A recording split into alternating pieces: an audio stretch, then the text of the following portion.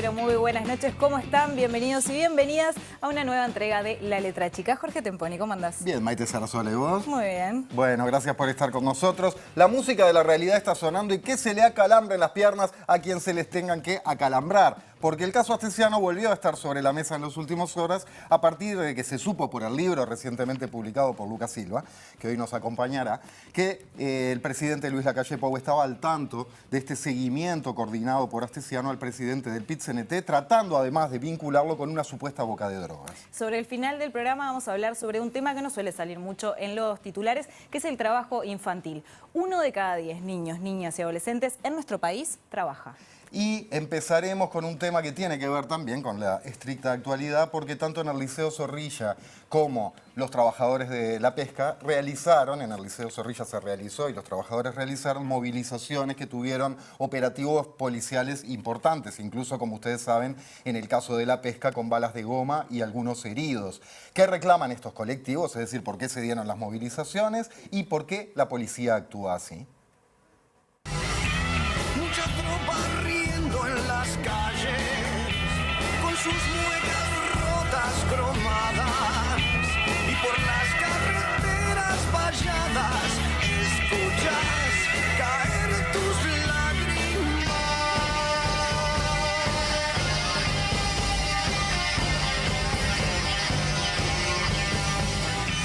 Nuestro amo juega al esclavo, una herida que se abre todos los días a pura muerte, a todo gramo. Violencia es mentir.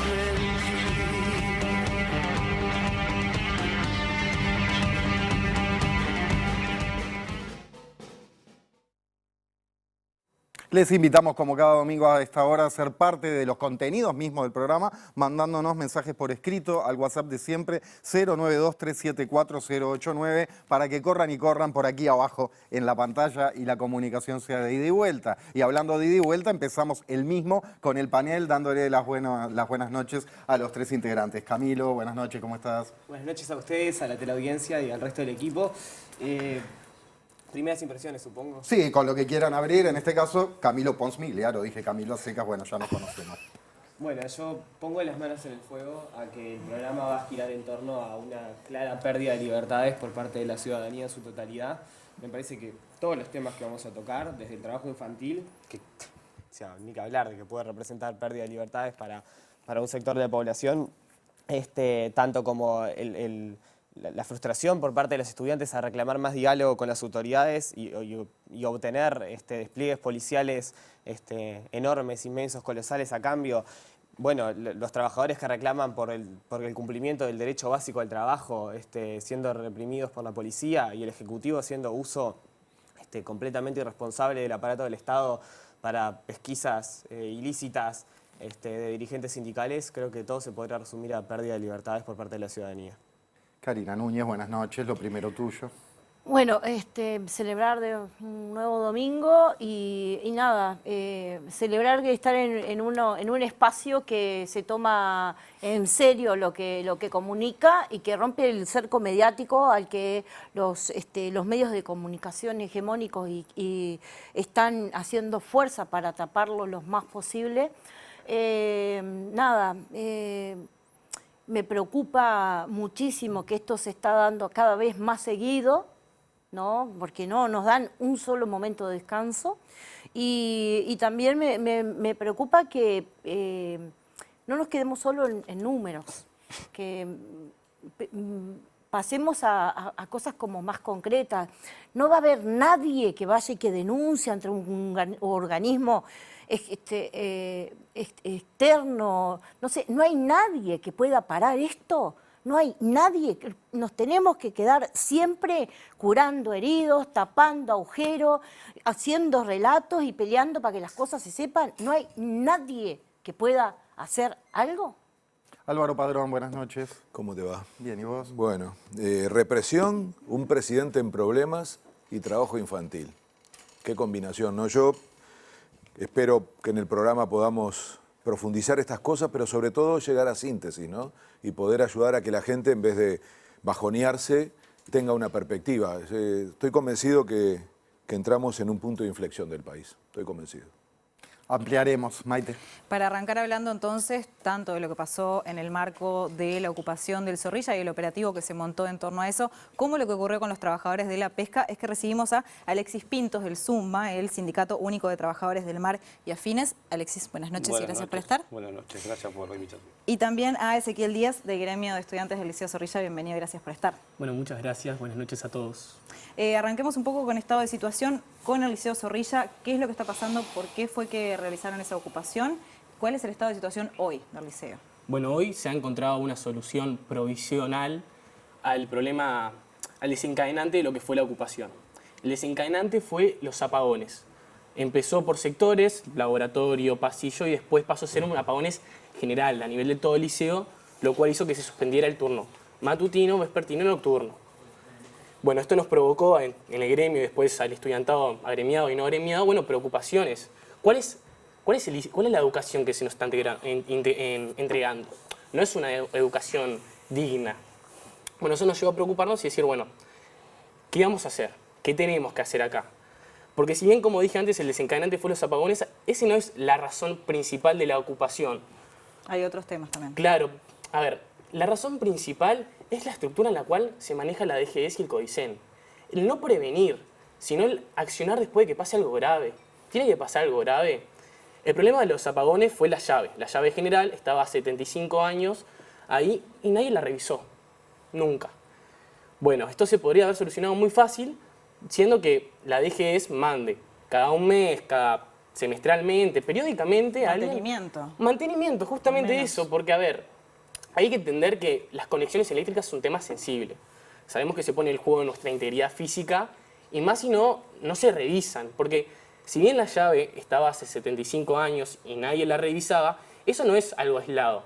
Todas las conexiones eléctricas están igual. Son conexiones viejas, antiguas y que nadie las revisa. ¿Qué estamos esperando que pase? ¿Tenemos que esperar a que pase algo grave? ¿Quién nos asegura que hoy en liceos como el Bausá, liceos como el Damaso, liceos como el 26, no esté pasando algo parecido o peor? Bueno, nadie. Justamente, si bien no pasó a mayores y solo terminó siendo apagones y no mucho más, si hubiera generado un riesgo de incendio, ¿qué es lo que hubiera pasado? Ahí ustedes mencionaron algo del tema de la puerta, ¿no? Sí, justamente. Bueno, eso es importantísimo también para entender el reclamo principal, que es esto de la estructura, que es, hoy en día, solo el 9% de los liceos y de los centros educativos, en realidad, tiene autorización de bomberos. ¿Por qué? Tanto como en Zorrilla es un ejemplo, la puerta del liceo abre para adentro. Hay una puerta y la única puerta que hay abre para adentro. O sea que se junta mucha gente atrás asustada. ¿Qué va a pasar? Queda todo el mundo encerrado, digamos. Y nadie va a poder salir.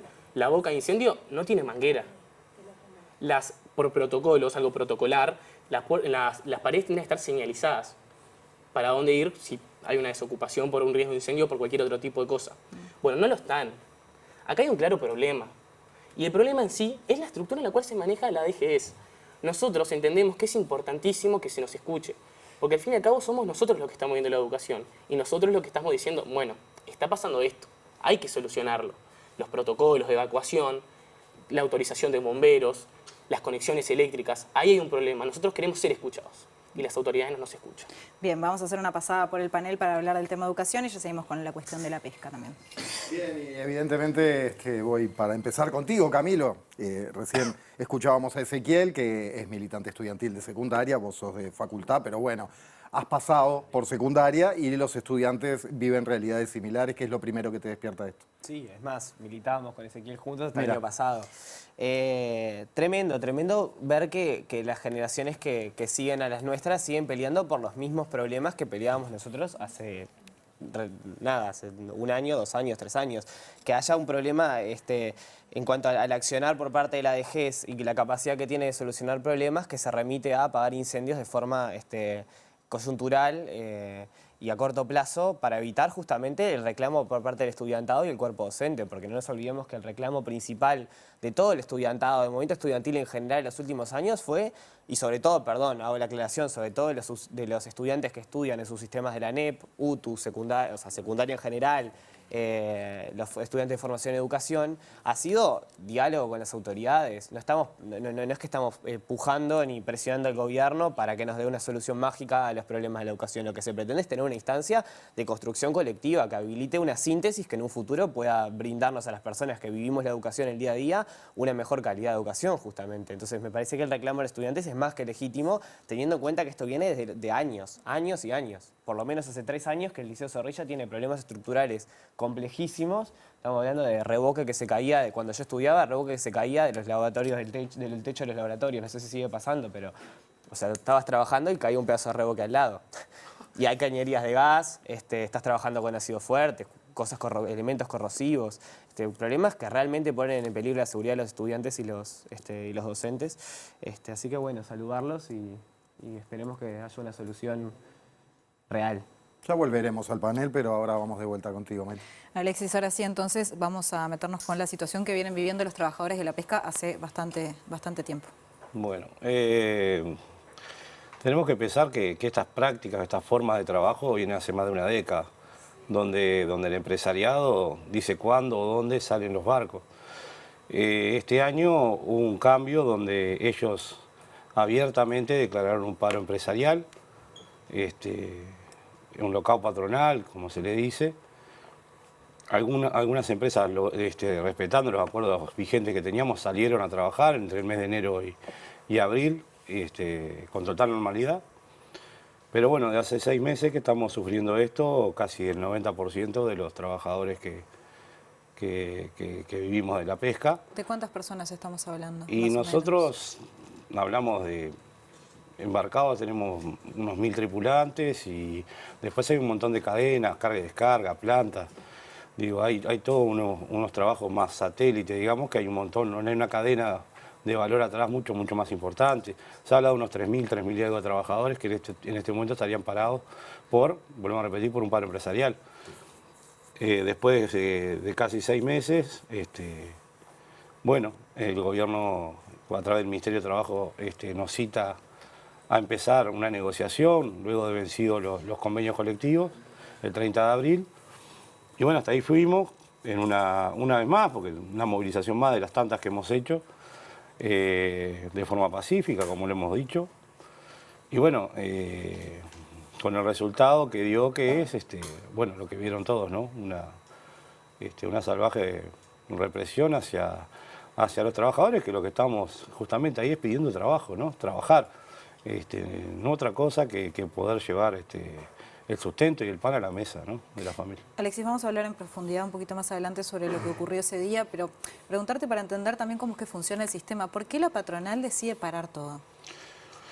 Bueno, las patronales, o sea, en realidad nos gusta decir más los empresarios,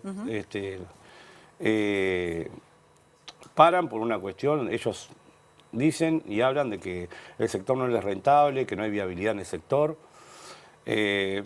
Contrariamente, las empresas que desde el mes de enero, que ellos arrancan con este paro, hasta el mes de abril, trabajaron con normalidad. Hay, digamos, biomasa, hay pesca, o sea, se puede pescar. Y ellos lo que quieren de hace muchos años es trabajar en cortos periodos, o sea, zafra. O sea, en este momento estaríamos en un periodo de zafra, del mes de mayo hasta septiembre, por ahí sería la zafra, que es en el mes del invierno. Entonces, claro, ellos pueden acumular una rentabilidad tal en cortos meses para vivir todo el año. Los trabajadores tenemos que comer todo el año y no solamente 4 meses. Y bueno, y han seguido parados en eso y hasta ahora no sabemos bien qué es lo que le piden al gobierno, no sabemos bien qué le está dando el gobierno, pero hasta ahora es insuficiente y siguen en la misma postura. Y bueno, y acá nadie hace nada, ¿no? Alexis, ya la seguimos, pasamos de vuelta por el panel. Sí, con respecto a este tema me gustaría escucharte, Álvaro. Bueno, es que hay un hilo conductor en ambos casos, ¿no?, que es la concepción de la política pública y del rol del Estado. En el caso de los trabajadores y de la industria pesquera es claramente la ausencia de una política pública, es decir, lo que se piensa es que no hay que intervenir que no hay que tener una política industrial en sentido general y en particular que no hay que tener una política en la industria pesquera. Entonces se deja en manos del mercado y ahí el empresario es el que decide. Entonces, lo mismo pasa con el caso de la educación en el sentido de la no participación. Es decir, no se toma en cuenta, por un lado, a los estudiantes para la construcción de una política pública que es la educación y en este caso la convivencia en el lugar de estudio, y en el caso de los trabajadores no se utiliza el saber del trabajador, en este caso a través de un sindicato, de su organización, para pensar el futuro de un sector entero. Porque lo que está en discusión, después hablaremos de la represión, que es lo que se vio, pero en el fondo acá lo que hay es una ausencia de una política para un sector estratégico, que es además un recurso natural que es la pesca. Entonces, yo creo que lo que tenemos que entender que aquí no hay una distracción, acá hay una forma de pensar la política pública y sobre todo el rol del Estado, que es no intervenir. Una pregunta sobre esto, Álvaro, porque aprovecho tus conocimientos en esta cuestión, porque a veces se lleva la discusión a un punto maniqueo entre la libertad de mercado absoluta y el terror al estatismo paralizante, un Estado gigante que lo abarca todo y se hace ineficiente. ¿Hay caminos alternativos de diálogo entre lo público y lo privado realistas que en el mundo funcionen bien? Sí, claro, y Uruguay los ha transitado, solo que ahora volvimos al esquema en donde, con la concepción muy sincera del gobierno, ¿no?, los Maya Oro, es decir, la lógica que organiza la política pública es la que favorece a los que están adelante. Y por lo tanto, el resto tiene que esperar el derrame. Esto es explícito dicho así. Entonces, si a eso se le agrega una visión de que mientras más chico sea el Estado, mejor, porque tenemos esa discusión sobre lo que acaba de plantear, ¿no?, de que el Estado... Sí, pareciera que en el medio no hubiera nada, ¿no? Pero es que Uruguay nunca tuvo ninguna de las dos cosas, por suerte.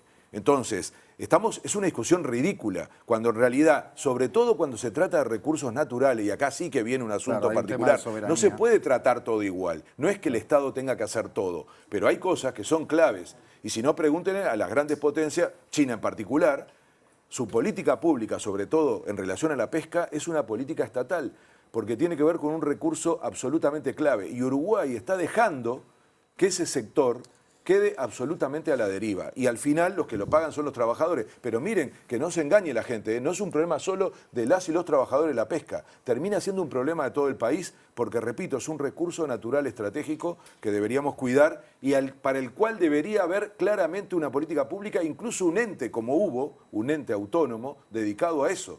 Se llamaba ILPE, no sé si luego tuvo otro nombre, pero lo recuerdo con ese nombre. Entonces, se ha abandonado una política para un sector estratégico y al final terminamos viendo esto en un episodio que después vamos a hablar, pero es apenas anecdótico, que tiene que ver cómo se reacciona frente al reclamo de los trabajadores. Sobre estos temas, Karina. Sí, no mucho más para agregar, reafirmar, pero esto también es una muestra de la opresión de las grandes manos que comercializan, ¿no?, dentro del mercado de la pesca y de los espacios, ¿no?, que tienen que ver con los puertos en Uruguay, ¿no? Dentro de esos, Catoen Natí, que no es nada menor. Entonces, cuando dice pegan coletazos, bueno, acá se van las consecuencias. Volvemos a la mesa, Maite. Alexis, preguntarte un poco qué pensás sobre lo que planteaba Álvaro respecto a la pesca como un recurso natural estratégico y también como un sector estratégico y a la ausencia del Estado ante estos reclamos que ustedes como trabajadores y trabajadoras están haciendo. Bien, primero aclarar que todo esto que estamos haciendo y todos estos reclamos lo estamos llevando a través de la Intergremial Marítima. No es solamente el sindicato del SUDMA, que somos los marineros, también está el sindicato de patrones y el Centro de Maquinistas Navales, que estamos llevando esto desde hace mucho tiempo. Sí, hoy en día nos está dando esto está dando, digamos, esos coletazos que dijo alguno en el panel ahí, que es, por ejemplo, que hemos perdido más de 33.000 toneladas el año pasado de cupo pesquero, que es compartido con Argentina. Se perdieron y calculamos que este año o el año que viene se van a perder más. Y todo eso es trabajo para nosotros, son divisas. Bueno, cuando se habla de la soberanía alimentaria... Que esa es la capacidad que tiene Uruguay para pescar y que no se está utilizando, No, teníamos mucho más, teníamos cerca de 70.000 toneladas. Se perdieron, ¿por qué? Porque, bueno, hoy las especies objetivos son otras y además por la falta de pesca en sí, ¿no? Por la especulación de salir en ciertas épocas y otras épocas no. Hoy en día estamos sufriendo que mientras nosotros estamos luchando para salir a trabajar, hay barcos argentinos que están en la zona de pesca uruguaya y algún otro barco más debe andar en la vuelta, que están haciendo y aprovechando y llevándose un recurso que es de todos, porque hay que aclarar que el recurso pesquero es del Estado y no de privados, así como los permisos de pesca son públicos, pero se manejan bajo intereses privados, ¿no? Que ahí es donde nosotros estamos apuntando ahora, decir, bueno, ¿qué va a pasar con esos permisos de pesca? Bien, vamos a salir del estudio entonces para hablar con alguien que estuvo el otro día en la manifestación, Jorge. Sí, sumamos voces, testimonios y análisis desde el móvil. Juan Pablo Rodríguez, querido, muy buenas noches. Jorge, Maite, buenas noches para ustedes, desde luego para la hermosa mesa del día de hoy y también para nuestros televidentes. Vinimos aquí al encuentro de Sergio Sommaruga para dialogar acerca de lo que sucedió el pasado miércoles en horas de la mañana allí frente al Ministerio de Trabajo, pero me parecía también muy importante lo que decía por allí Álvaro Padrón, ¿no? De que los permisos los otorga el Estado, como por ejemplo pasa con algunas líneas de ómnibus, que las líneas no son de las empresas, son del Estado. En este caso el Ministerio de Ganadería, quien es que ostenta esta condición, no se ha presentado a las últimas reuniones tripartitas. Es decir, cuando el Ministerio de Trabajo lo convoca, el Ministerio de Ganadería no se hace presente para poder resolver esta situación. Y en cuanto a la represión que se dio el pasado miércoles, el Instituto Nacional de Derechos Humanos y Defensoría del Pueblo había anunciado allá por 2020, cuando se debatía aquello de ALUC, que el artículo 468, 469 y 470 respectivamente eran inconstitucionales porque en frente a estos hechos no se respetaba las separaciones de poderes. Es decir, es el Poder Judicial quien debe delimitar la jurisdicción de una protesta, de un piquete, como dice la ley, y no el propio Ministerio del Interior, quien es que tiene el carácter para poder disuadirlo en caso que así lo considere. Pero recibimos a Sergio Sommaruga. Sergio, ¿qué fue lo que sucedió el miércoles? Vos te encontrabas en una esquina, sentís los impactos de bala, llegás al lugar, ¿con qué fines? ¿Cómo fue tu conducta en ese momento? Bueno, nosotros concurrimos a la movilización convocada por los sindicatos de la Intergremial Marítima en nuestra condición de dirigentes del PIT-CNT a respaldar esta situación de enorme angustia que está afectando a 1000 familias trabajadoras que están implicadas en el sector marítimo y de pesca, que hace 180 días que no están cercenados en su derecho legítimo al trabajo, son 180 días sin ingreso, con todas las penurias, la audiencia lo sabe bien, imagínense cualquiera estar 6 meses sin salario, con un magro seguro de paro y en muchos casos sin seguro de paro. Entonces ahí hay una cuestión de principio, de solidaridad entre trabajadores para un reclamo legítimo ante una enorme ineficiencia del Estado que deja con indolencia pasar los días mientras la desesperación de las familias trabajadoras se va agrandando y el malestar y el estrés en esas familias se va profundizando. En ese marco estuvimos una hora participando en absoluta calma la movilización, obviamente con cantos, con consignas, pero una movilización obrera como históricamente han transcurrido en Uruguay, acompañando la negociación colectiva. Tras una hora de estar ahí, en ese contexto que vengo mencionando, me voy porque me tenía que ir, eran las 12 ya, y me voy con 2 compañeros más del frigorífico de Canelones. Estábamos en la otra esquina, en Juncal y Piedra, la otra esquina donde ocurre el desenlace represivo.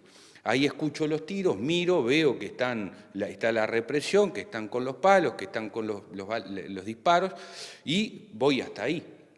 Con el propósito, lo que yo pensé en ese momento es voy a ir a hablar con el jefe del operativo para pedirle que converse conmigo de un modo tal de descomprimir la situación y que cese la represión contra los trabajadores.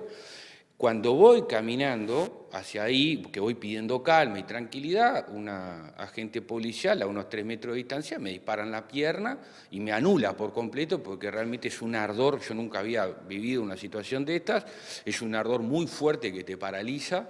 Y después empezó un dolor en la pierna porque me pegó en la parte superior, dicen que tiraban a 45 grados, pero... ¿Cuántos disparos fueron? Son 3 que tengo en la pierna izquierda, y fui a la sociedad, a la emergencia, donde me hicieron las placas, se descartaron heridas más profundas, intramusculares, pero quedé con un dolor para caminar, que al día de hoy ya estoy bastante repuesto, pero que entre el miércoles, jueves y viernes me generó bastante dificultades para caminar y para estar en pie durante un rato largo, digamos, ¿no? Desde el ámbito sindical se plantea hacer una denuncia judicial. ¿Cómo está ese tema? Bueno, evidentemente nosotros lo consultamos con los trabajadores de los sindicatos que convocaron a la movilización y también con los compañeros y las compañeras del Secretariado Ejecutivo del PIT-CNT y resolvimos iniciar la denuncia por lesiones. Esto ya está encaminado porque entendemos que moralmente no se le puede pegar a los trabajadores cuando están reclamando por trabajo. Es inmoral pegarle a los trabajadores,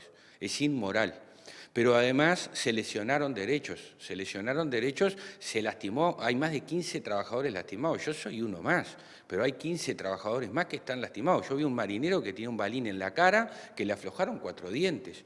Entonces, y todas las imágenes, porque nosotros pedimos a Fiscalía que revise todas las imágenes, porque los trabajadores no agredieron, se defendieron cuando empezaron a ser empujados con los escudos, pero no hubo agresión activa de parte de los trabajadores, eran 7 policías contra 100 marineros, imagínense. Si hubiera habido una reacción de parte de los trabajadores en todo momento estaban tratando de mantener la calma ante una agresión desmedida de la policía. Por eso hicimos la denuncia, porque esto no solo tiene que ver con nuestra integridad física, sino que tiene que ver también con que hay que revisar esta política de Estado, que obviamente la LUC vino a profundizar, que tiene que ver con reprimir a los trabajadores después de 6 meses que están sin su derecho a trabajar y las patronales siguen lo más campante después de paralizar, de hacer una huelga de 6 meses. Imagínense ustedes si hubiese sido al revés.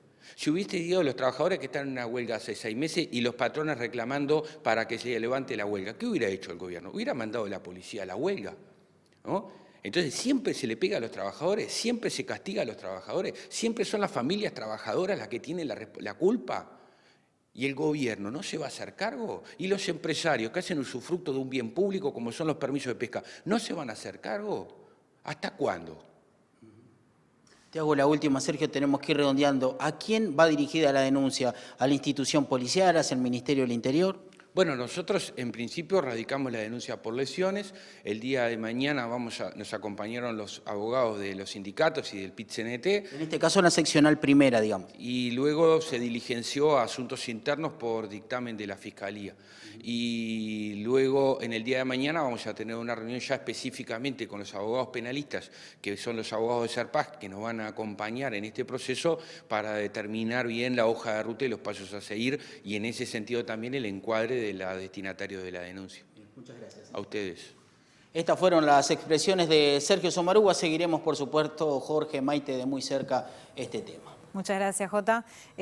Alexis, primero preguntarte cómo están estos trabajadores que fueron, que se vieron heridos el otro día por la policía. Bien, son algunos compañeros más, digo, nosotros contratamos más de 25 compañeros.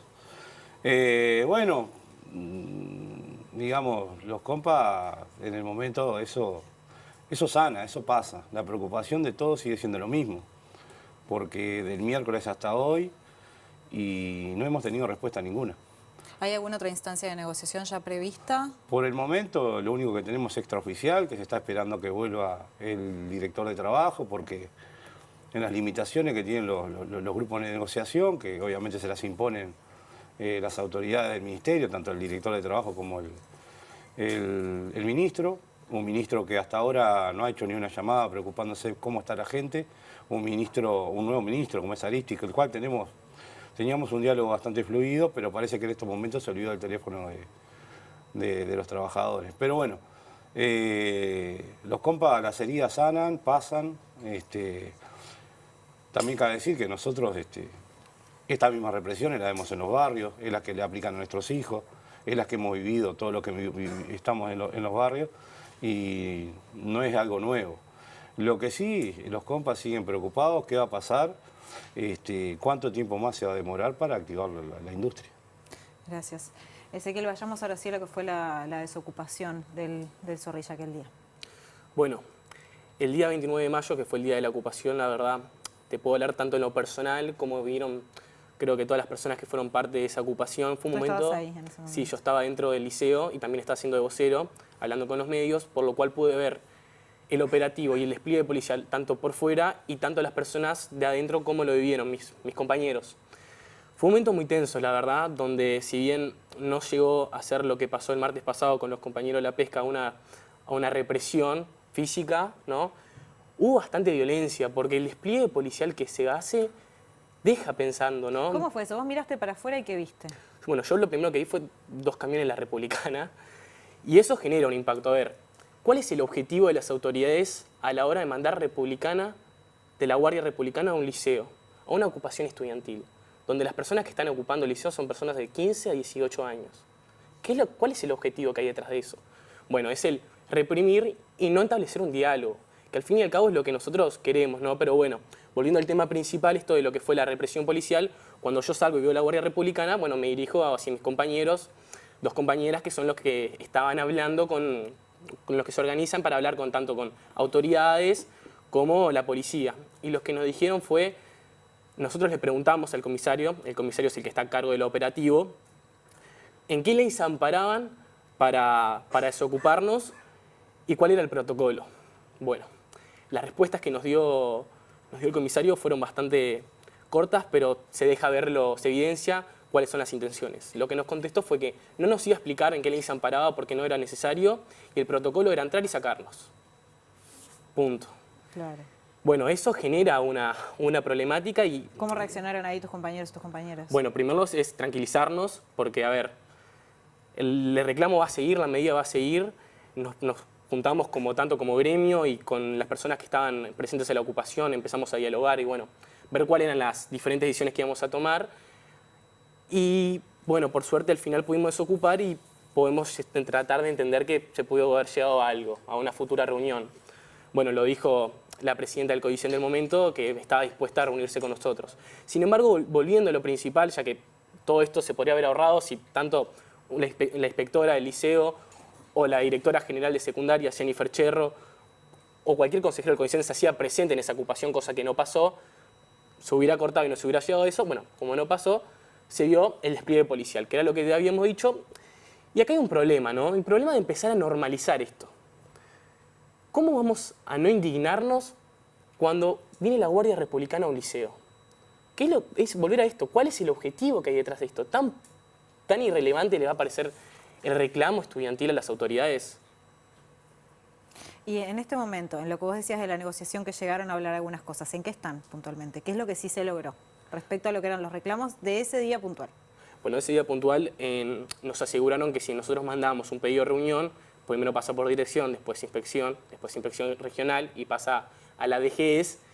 Después de ese procedimiento, bueno, íbamos a poder tener una reunión. Estamos a la espera.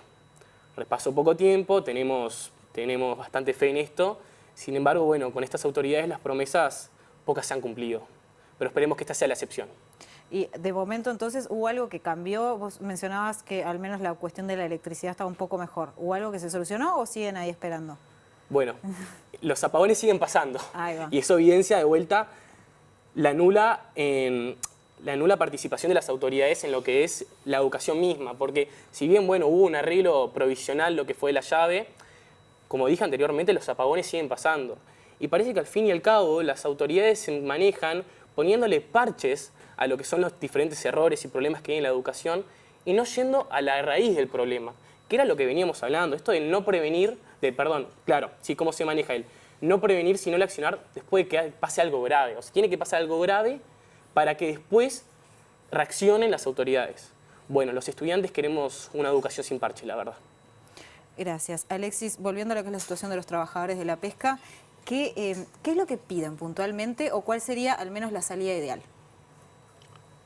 Nosotros, hoy en día, después del 30 de abril, se vencieron los acuerdos vigentes. También cabe aclarar que los trabajadores, junto con algunas empresas que están dispuestas a trabajar en serio y a salir y a trabajar todo el año, hemos firmado acuerdos bipartitos, algún barco está en el agua en estos momentos. Y hay un sector empresarial que, bueno, que sigue especulando, que viene de hace muchos años con las mismas prácticas. Y nosotros básicamente lo primero que queremos es poder salir a laburar, poder salir a trabajar. Y a su vez también tenemos arriba de la mesa un convenio colectivo, un consejo de salario, que después de 3 instancias no hemos avanzado nada, absolutamente nada. Entendemos que hay un Ministerio de Trabajo que está desnorteado, que no sabe para dónde ir. Nosotros estamos reclamando algo que es recuperación salarial, Bueno, y un montón de, digamos, de reivindicaciones y derechos que Consejo de Salud los venimos peleando. Después, lo que también reclamamos es que haya un trabajo genuino en la pesca. Hoy en día no hay un trabajo genuino en la pesca. Hoy, nosotros siempre lo decimos, nosotros somos un sindicato de trabajadores desocupados. Somos un sindicato de desocupados porque no tenemos trabajo fijo. Y a su vez, el hecho de que se pueda trabajar todo el año. No solamente los periodos cortos de zafra, como quiere cierto empresariado. Gracias. Vamos a seguir profundizando en este tema ahora con datos de la Oficina de Percepción Ciudadana. Jorge. Sí, les confieso que me interesa especialmente con respecto a este tema saber qué siente eso que se suele denominar opinión pública. La Usina de Percepción Ciudadana se dedica a eso y aquí está Alejandra González. ¿Cómo estás? Bien, buenas noches. Traemos resultados de encuestas y como el público se renueva, rápida ficha técnica, estas encuestas se hicieron en distintos momentos. La Usina de Percepción Ciudadana realiza encuestas todas las semanas a una muestra de 500 personas, representativa de la población nacional, y sigue las proyecciones del Instituto Nacional de Estadística en cuanto a edades y sexo de las personas, mayores de 18 años, por supuesto. Montevideo e Interior están representados, también las afinidades político-partidarias de las personas y, por supuesto, los niveles socioeconómicos. Menciono esto porque tiene mucho que ver con lo que vamos a estar analizando y en función del gran tema central del programa, podríamos titular esta columna como represión policial de pronto, ¿bien? Sí, accionar policial y confianza en la policía. Exacto, también, la LUC exacto. en el medio. Vamos por partes Bien. entonces. Primero con el tema de desalojos a ocupaciones o Exacto. manifestaciones. Esta primera placa está distribuida en 3 partes. Si te parece, nos centramos en la primera. Los colores más verdes, más claros, son los niveles de acuerdo. Los grises son neutralidad en el tema y los rojos son niveles de desacuerdo. Con el accionar policial. Exacto. Lo que indagamos acá fue, le consultamos al panel de la Usina de Percepción Ciudadana su nivel de acuerdo con que la policía desaloje a estudiantes y docentes que están ocupando centros educativos. Vamos ahí donde dice total, ¿qué es lo que tenemos acá como resultado general? Que el 39% de la ciudadanía está en desacuerdo con que se desaloje a estudiantes y docentes que están ocupando centros educativos, mientras que hay un 42% de acuerdo con esto, ¿bien? Son diferencias de 3 puntos básicamente, pero sí es superior el porcentaje de la población que está de acuerdo con los desalojos, ¿bien? Sí, Eso como... no puedo evitar fijarme en el desglose por nivel socioeconómico, Exacto. ¿no? Que es una escalerita, verdaderamente Bien. una escalerita. Es bien interesante ver esto, que es este gráfico que está a la izquierda, que distribuye esas respuestas en función del nivel socioeconómico de las personas. ¿Qué es lo más destacable que vemos acá? Es que a mayor nivel socioeconómico, mayor los porcentajes de acuerdo con los desalojos. Es decir, la mitad de la población de nivel socioeconómico alto está de acuerdo con los desalojos. Esto, a estudiantes y docentes que estén ocupando centros educativos. Por contrapartida, tenemos que en estos sectores medios son los que están en mayor desacuerdo, digamos, en un 41%. ¿Bien? La gráfica de la izquierda muestra los tramos etarios, o sea, qué pasa a medida que desagregamos este dato total por las edades de las personas. Y ahí vemos que está distribuido entre personas entre 18 a 29 años, 30 a 44, 45 a 59 y 60 años o más. Lo más relevante... Otra escalerita, solamente que hace lo que llamamos un descanso en una escalera acá en el medio, ¿no? Y como dato destacable de todo esto es que a mayor edad de las personas, o sea, aquellos que están entre los 60 años y más, mayor porcentaje de acuerdo con los desalojos a estudiantes y docentes de los centros educativos. Vemos que este gráfico llega a un 56% de la población de esa edad, ¿bien? De acuerdo. O sea que más pesa incluso la edad que el nivel socioeconómico, aunque queda muy claro en resumen, permitime lo burdo del resumen, pero que a mayor nivel socioeconómico y a mayor edad, más de acuerdo con el desalojo, a menor nivel socioeconómico, a menor edad, menos de acuerdo. Exacto, porque es la población de 18 a 29 la que está más en desacuerdo, en un 45% con estos desalojos. Claro. Es importante precisarlo. Lo cual, y me hago cargo porque el análisis, estos son los datos, pero nos lleva a pensar nuevamente que muchas veces el sistema político quiere desligarse de que haya ciertos grupos y sensibilidades que ellos representan o no. Todos se arrogan representar el bien común. Bueno, vemos que el bien común hay bien común para unos y bien común para otros, y que bueno, los partidos políticos y los accionarios políticos representan sensibilidades. Sí, bueno, y en función de esto que planteás, el 71% de las personas que votaron al Frente Amplio Ajá. están en desacuerdo. No estaba en esta placa, pero es como para Sí, agregar esto sí, que estás sí. comentando. Mientras que en el polo opuesto hay un 81% de acuerdo con los desalojos en votantes de la coalición de gobierno. ¿Bien? Claro, Así- que son cifras realmente muy diferentes. Sí, exacto, no son exacto. matices. Son muy polos bien distintos Sí, en los sí. niveles de acuerdo y ¿Con desacuerdo. qué seguimos? Bien, lo que quisimos indagar acá es el nivel de acuerdo con esta frase, ¿no? La LUC ha generado un incremento en los abusos policiales. Estas son mediciones que hemos realizado en distintos momentos, ¿bien? ¿Qué es lo que nos muestra este gráfico? En un primer lugar, que hay un 38% de las personas, 30 muy de acuerdo y 8% de acuerdo, que está de acuerdo con que la LUC ha incrementado los abusos policiales, mientras que hay un 44% de las personas que están en desacuerdo con esto, ¿bien? O sea que es mayor la cantidad de personas que no coinciden con que los abusos policiales aumentaron a partir de la LUC. 44 a 38. Exacto. Bien. Siguiente. La última placa, lo que quisimos, pasamos para, ahí está, esta es la última, lo que quisimos ver acá es cómo ha evolucionado, cómo ha cambiado la confianza en la policía en distintas mediciones. Tomamos noviembre del 21, septiembre del 23 y noviembre del 23. ¿Qué ha pasado con esto? De nuevo, los colores más verdes hablan de confianza y los rojos desconfianza. Bien, entonces tenemos que hay un 67% en noviembre del 21 que manifestaba confianza en la policía. Bien. ¿Qué pasa cuando vamos a septiembre del 23? Ese 67 vemos que bajó a 57. Bien, ahí vemos una baja bien interesante en el correr de los meses.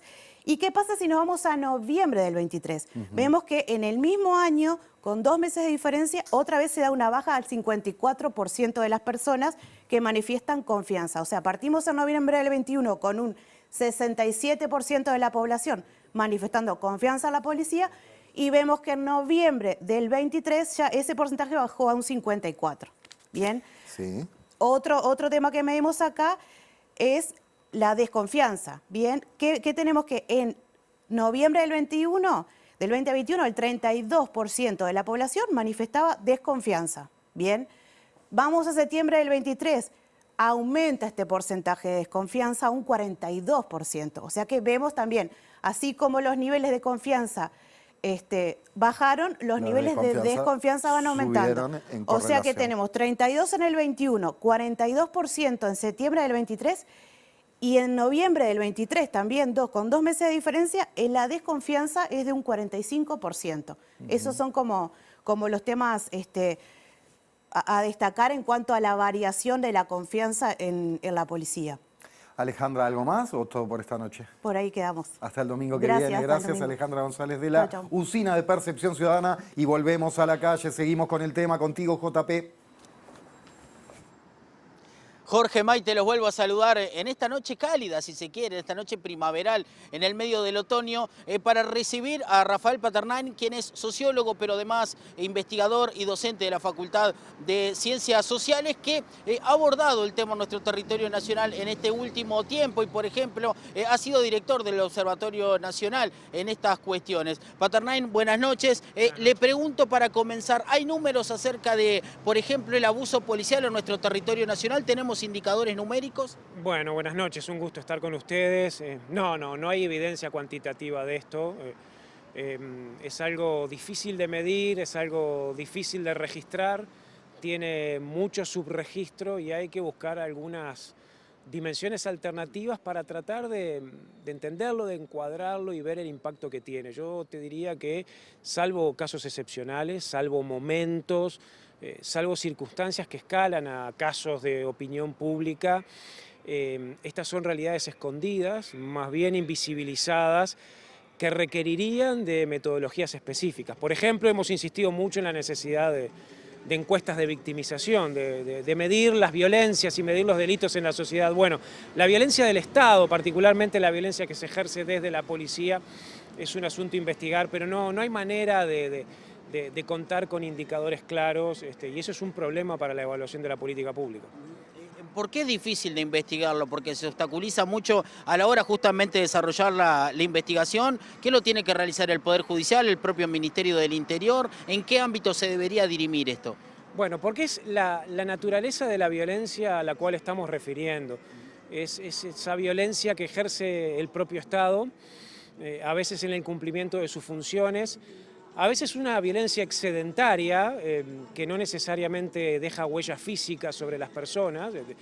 Por ejemplo, es muy común en la vida cotidiana, en determinados barrios, en determinados espacios, en espacios públicos, en que esa violencia se manifieste, por ejemplo, a través de hostigamientos, de insultos, de acorralamientos, de una violencia más simbólica, de una violencia más verbal, que eso también tiene efectos sobre la gente, sobre la ciudadanía. Bueno, eso es muy difícil de registrar, eso es muy difícil de medir si no hay estudios especiales. Luego hay otras violencias que involucran, sí, manifestaciones de violencia física. Cuando es el propio Estado el que ejerce esa violencia, ya sabemos todo lo que es la dificultad de estudiar, investigar, judicializar la violencia que se ejerce desde el propio poder. Ahí hay un desafío de revisar el alcance de los mecanismos de contralor para eso. El problema acá, me parece, es que a nivel social hay una cierta minimización sobre el alcance de estas violencias. De alguna manera se justifican porque, bueno, en la medida en que es la policía la que reprime, la que controla el delito, siempre estamos en un espacio social y moral de mucha ambigüedad, ¿no? Muchas veces hay ciertos métodos de trabajo, ciertas lógicas represivas que se terminan legitimando social y políticamente. Se consideran como males necesarios, como efectos secundarios, como cosas que hay que hacer porque no hay más remedio que hacer porque están orientadas a un bien mayor, que es contener la criminalidad o eventualmente darles herramientas de seguridad a la sociedad. Lo que se ha demostrado muchas veces es que cuando estas prácticas se extienden, cuando estas prácticas caen bajo rutinas que afectan aparte más a ciertos sectores sociales que a otros y se generan ciertas brechas de impunidad, la sociedad se aleja de las instituciones estatales, particularmente de la policía. Y ahí es donde aparecen los problemas de confianza, los problemas de legitimidad. Y bueno, nosotros venimos insistiendo con que este es un tema serio para la calidad democrática del país y que amerita un abordaje desde distintos puntos de vista. Pero para eso hay que perforar ciertas lógicas digamos, de naturalización, de indiferencia con respecto a esto. Cuando uno va a los territorios, a los espacios públicos, a los sectores más vulnerables, cuando uno, bueno, puede ir también hacia ciertos espacios de protesta social, de militancia gremial, pero sobre todo, insisto, a ciertos Lo quiero detener ahí, dijo protesta social y militancia gremial. A esto por la LUC en el artículo 468, 469, 470 lo define el propio Ministerio del Interior. En un momento la Institución de Derechos Humanos dijo, esto lo tiene que decidir el Poder Judicial, porque si no, el poder que define lo que es la conducta, es decir, puede decir el Ministerio del Interior, bueno, por ejemplo, lo que pasó el otro día en el Ministerio de Trabajo, están evitando la libre circulación, lo delimita el Ministerio del Interior, pero el que reprime también es el Ministerio del Interior, no se está respetando ahí la separación de poderes en nuestro territorio nacional. Bueno, ahí hay una clara configuración de cómo el sistema político o el poder político le da potestades de discrecionalidad digamos, con la intención supuestamente de garantizar un derecho, que es el derecho a la libre circulación. Lo que se procura en este caso es reducir o restringir el derecho a la protesta, el derecho a la ocupación. Bueno, ese es un tema clásico en las sociedades democráticas contemporáneas en términos de los equilibrios de los derechos. En este caso uno podría interpretar que hay un desequilibrio a favor de poder intervenir ciertas manifestaciones en determinados espacios que habitualmente se asocian a la protesta social, a la protesta gremial, a la protesta estudiantil. Y bueno, hemos tenido varios ejemplos en el Uruguay en los últimos años. Este último ha sido tal vez un poco más severo, un poco más grave. Afortunadamente, en términos generales, hay ciertos niveles de protesta también que ha tenido mucha autorregulación. Hemos visto centros estudiantiles ocupados que han sido desocupados en base a mediación y en base también a mucha capacidad y madurez de ciertos movimientos gremiales para tratar de evitar caer en esas trampas. Pero a la larga es un mensaje, ¿no? Un mensaje de conformar un cierto orden social en donde la protesta pueda estar restringida. Pero yo me refería a otra cosa, porque ahí es un escenario más visible, ¿no? Más de protesta organizada, de sectores sociales que a veces tienen voz y tienen capacidad de protestar esas propias reacciones represivas. Yo me refería más bien a espacios más invisibilizados, más de sectores sociales sin voz, más de sectores sociales precarios, personas en situación de calle, cierta zona de los espacios públicos y una geografía de violencias que están en los barrios más vulnerables de la ciudad, que eso queda por fuera del radar, queda por fuera de la discusión política, de la discusión pública. Algunos casos de gatillo fácil, por ejemplo. Bueno, sí, eso ha sido... El Uruguay, a ver, el Uruguay no ha tenido una tradición de gatillo fácil policial. Por lo menos no hemos... Puede haber algún caso allí que esté en una frontera dudosa, por lo menos en el contexto de América Latina, tenemos que ser cuidadosos en ese sentido. Posiblemente se hayan generado ciertas condiciones habilitantes de eso, pero afortunadamente no hemos llegado a situaciones recurrentes, aunque sí situaciones de gravedad o de violencia policial o de hostigamiento o de cierta violencia física que no necesariamente ha culminado en situaciones de violencia letal, pero que colocan también el problema en una zona de enorme preocupación. Entonces, ¿cómo traducir eso que no se ve? ¿Cómo medir eso que no se ve? ¿Cómo darle voz a eso que no se ve? Porque mientras no se vea, parecería que no existe. Entonces, solemos pensar que este tema no existe o que este tema no es relevante, y sin embargo configura la realidad de ciertos sectores sociales del país, y a la larga, bueno, a la larga tiene efectos, insisto con esto, ¿no? De entender también por qué las fuerzas represivas o las fuerzas policiales tienen los niveles de legitimidad y de aceptación que tienen en determinados barrios, en donde efectivamente se acumulan niveles importantes de violencia. Eso es un tema central y creo que hace a la calidad democrática de una sociedad. Bien, muchas gracias. Un gusto, muchas gracias. Siempre un gusto escucharlo a Rafael Paternain opinando, analizando la coyuntura local acerca de este tema. Gracias, Juan Pablo. Buenas noches para vos y hasta el domingo que viene, en tu caso. Y recién hablaba Paternain de la voz de los sin voz o los casos en los cuales el accionar policial no trasciende porque se trata de personas débiles a nivel social, postergadas, invisibilizadas. Y mientras él decía eso, querida Karina Núñez, pensaba en la cantidad de veces, seguramente se contará por decenas, que vos hayas acompañado a tratar de hacer una denuncia o a tratar de encaminar una situación, incluso hasta con heridas físicas o lo que fuere, a alguna compañera trabajadora sexual, a alguna mujer o alguna persona que necesitara de un apoyo y terminara no encontrando lo que buscaba. Y que vos pensaras, si esto se supiera públicamente, pero que lo decía claro Paternain, él no hablaba de titulares de los diarios, hablaba de invisibilizaciones. Sí, totalmente. Estas son prácticas que el orden policial ha tenido siempre, sobre todo sobre los cuerpos en las márgenes. Lo mismo que decía el profesor, sobre los invisibilizados y las invisibilizadas, sobre los migrantes, sobre los que no tienen acceso y sobre todo sobre aquellos cuya palabra es invalidada. Invalidada jurídicamente. Por ejemplo, ahora en estos momentos, si vos viene el policía y vos le decís, no, pero entendé que lo que te estoy diciendo, que hace desacato, pumba, para adentro. ¿Ah? Porque hicieron todas las normas, hicieron todas las cosas para mantener a quienes, a la gente de bien, cuidada, porque ahora lo que mostraban de la usina, es lógico que los mayores de 60 años y de clase alta estén, pero sentados en la tribuna como cagan a mango a toda esa manga de pobres que lo único que hacen es vivir chupándole la sangre a esos pobres hombres que trabajaron toda la vida. La mirada porofóbica sobre el acceso a los derechos es lo que campea, y las leyes que han venido haciendo, y las prácticas que no son de ahora. ¿Ah? Ahora se notan mucho más, y perdón que lo diga, y lamento que nos caguen a mango más seguido que a nosotras, pero a nosotras, a toda la población marginada, ¿ah? Siempre lo hicieron. Siempre tuvieron carta libre para hacerlo, más allá de los gobiernos. ¿Ah? Y la otra cosa es que, ¿a quiénes asustan más todavía? A las mujeres. Las mujeres que van mujeres que tienen a su cargo gurises, que tienen que ir a hacer denuncias, menos que menos van a ir.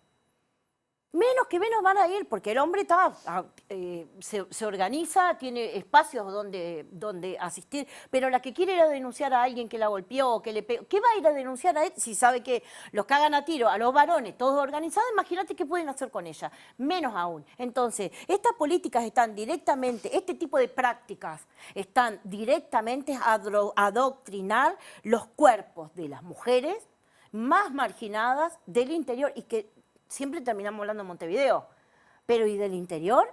Donde el patriarcado campea, ¿no? Y es ley. ¿Cuántos más de estos no debe haber y que no los cuentan? Camilo. A mí lo que me preocupa de toda esta cuestión es un factor común que yo identifico y me permito parafrasearte, Álvaro, que es la forma de hacer política que tiene este gobierno, que de alguna forma es reflejo de lo que hemos construido como sociedad y de lo que proyectamos a futuro, porque hace 4 años nos gobiernan estas políticas como la LUC y veíamos las gráficas recién de la Usina de Percepción Ciudadana y un montón de gente está de acuerdo con que se reviente a palos a los estudiantes y a los trabajadores cuando salen a reclamar, a hacer uso de un derecho constitucional, que es el derecho a la huelga, para hacer que en definitiva es la capacidad que tenemos cualquier ciudadano a pie de ejercer una suerte de contralor sobre el accionar que tiene el gobierno. Porque después se viene la campaña electoral y andan pululando por las redes sociales frases tipo, las frases más famosas de Artigas son mi autoridad emana de vosotros y cesa ante vuestra presencia soberana, ¿no? Como que acá el que viene a gobernar gobierna para el pueblo y no solo para la gente que lo votó, pero en materia de hechos lo que se refleja es eso, gobiernan para las personas que en definitiva representan sus intereses. Yo pregunto, ¿qué pasaría si el día de mañana en esos 91% de liceos que no tienen la autorización de bomberos hubiera un incendio y las puertas abren para adentro y hay que lamentar herida grave, ni siquiera vayamos al caso peor? Ahí estaríamos todos de acuerdo en que se repriman a los estudiantes que están ocupando para generar conciencia y para pedir diálogo con las autoridades para ver qué tipo de soluciones podemos plasmar en la realidad de la educación en el día a día. Y yo creo que no. Yo creo que ahí estaríamos todos más que consternados porque los estudiantes tuvieron que llegar a ocupar para poder acceder a un liceo que tuviera autorización de bomberos. Ahora, hasta que eso no pase, hasta que no pase algo grave, van a seguir siendo los malos que le cortan la posibilidad de estudiar a los gurises responsables que quieren sentarse todos los días en clase a recibir una educación que ni siquiera es de calidad.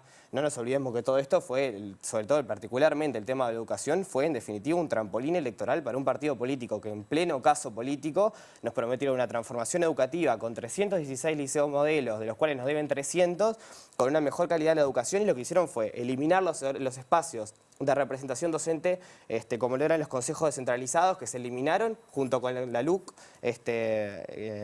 cercenando el derecho a la huelga, disminuyeron el presupuesto para la educación.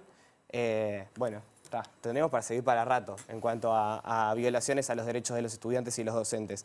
Pero a mí me parece preocupante, y especialmente preocupante esto, que después de 4 años, no la mayor parte, pero casi la mitad de la población esté de acuerdo en que se sigan tomando este tipo de medidas para reprimir a los trabajadores. Álvaro Padrón.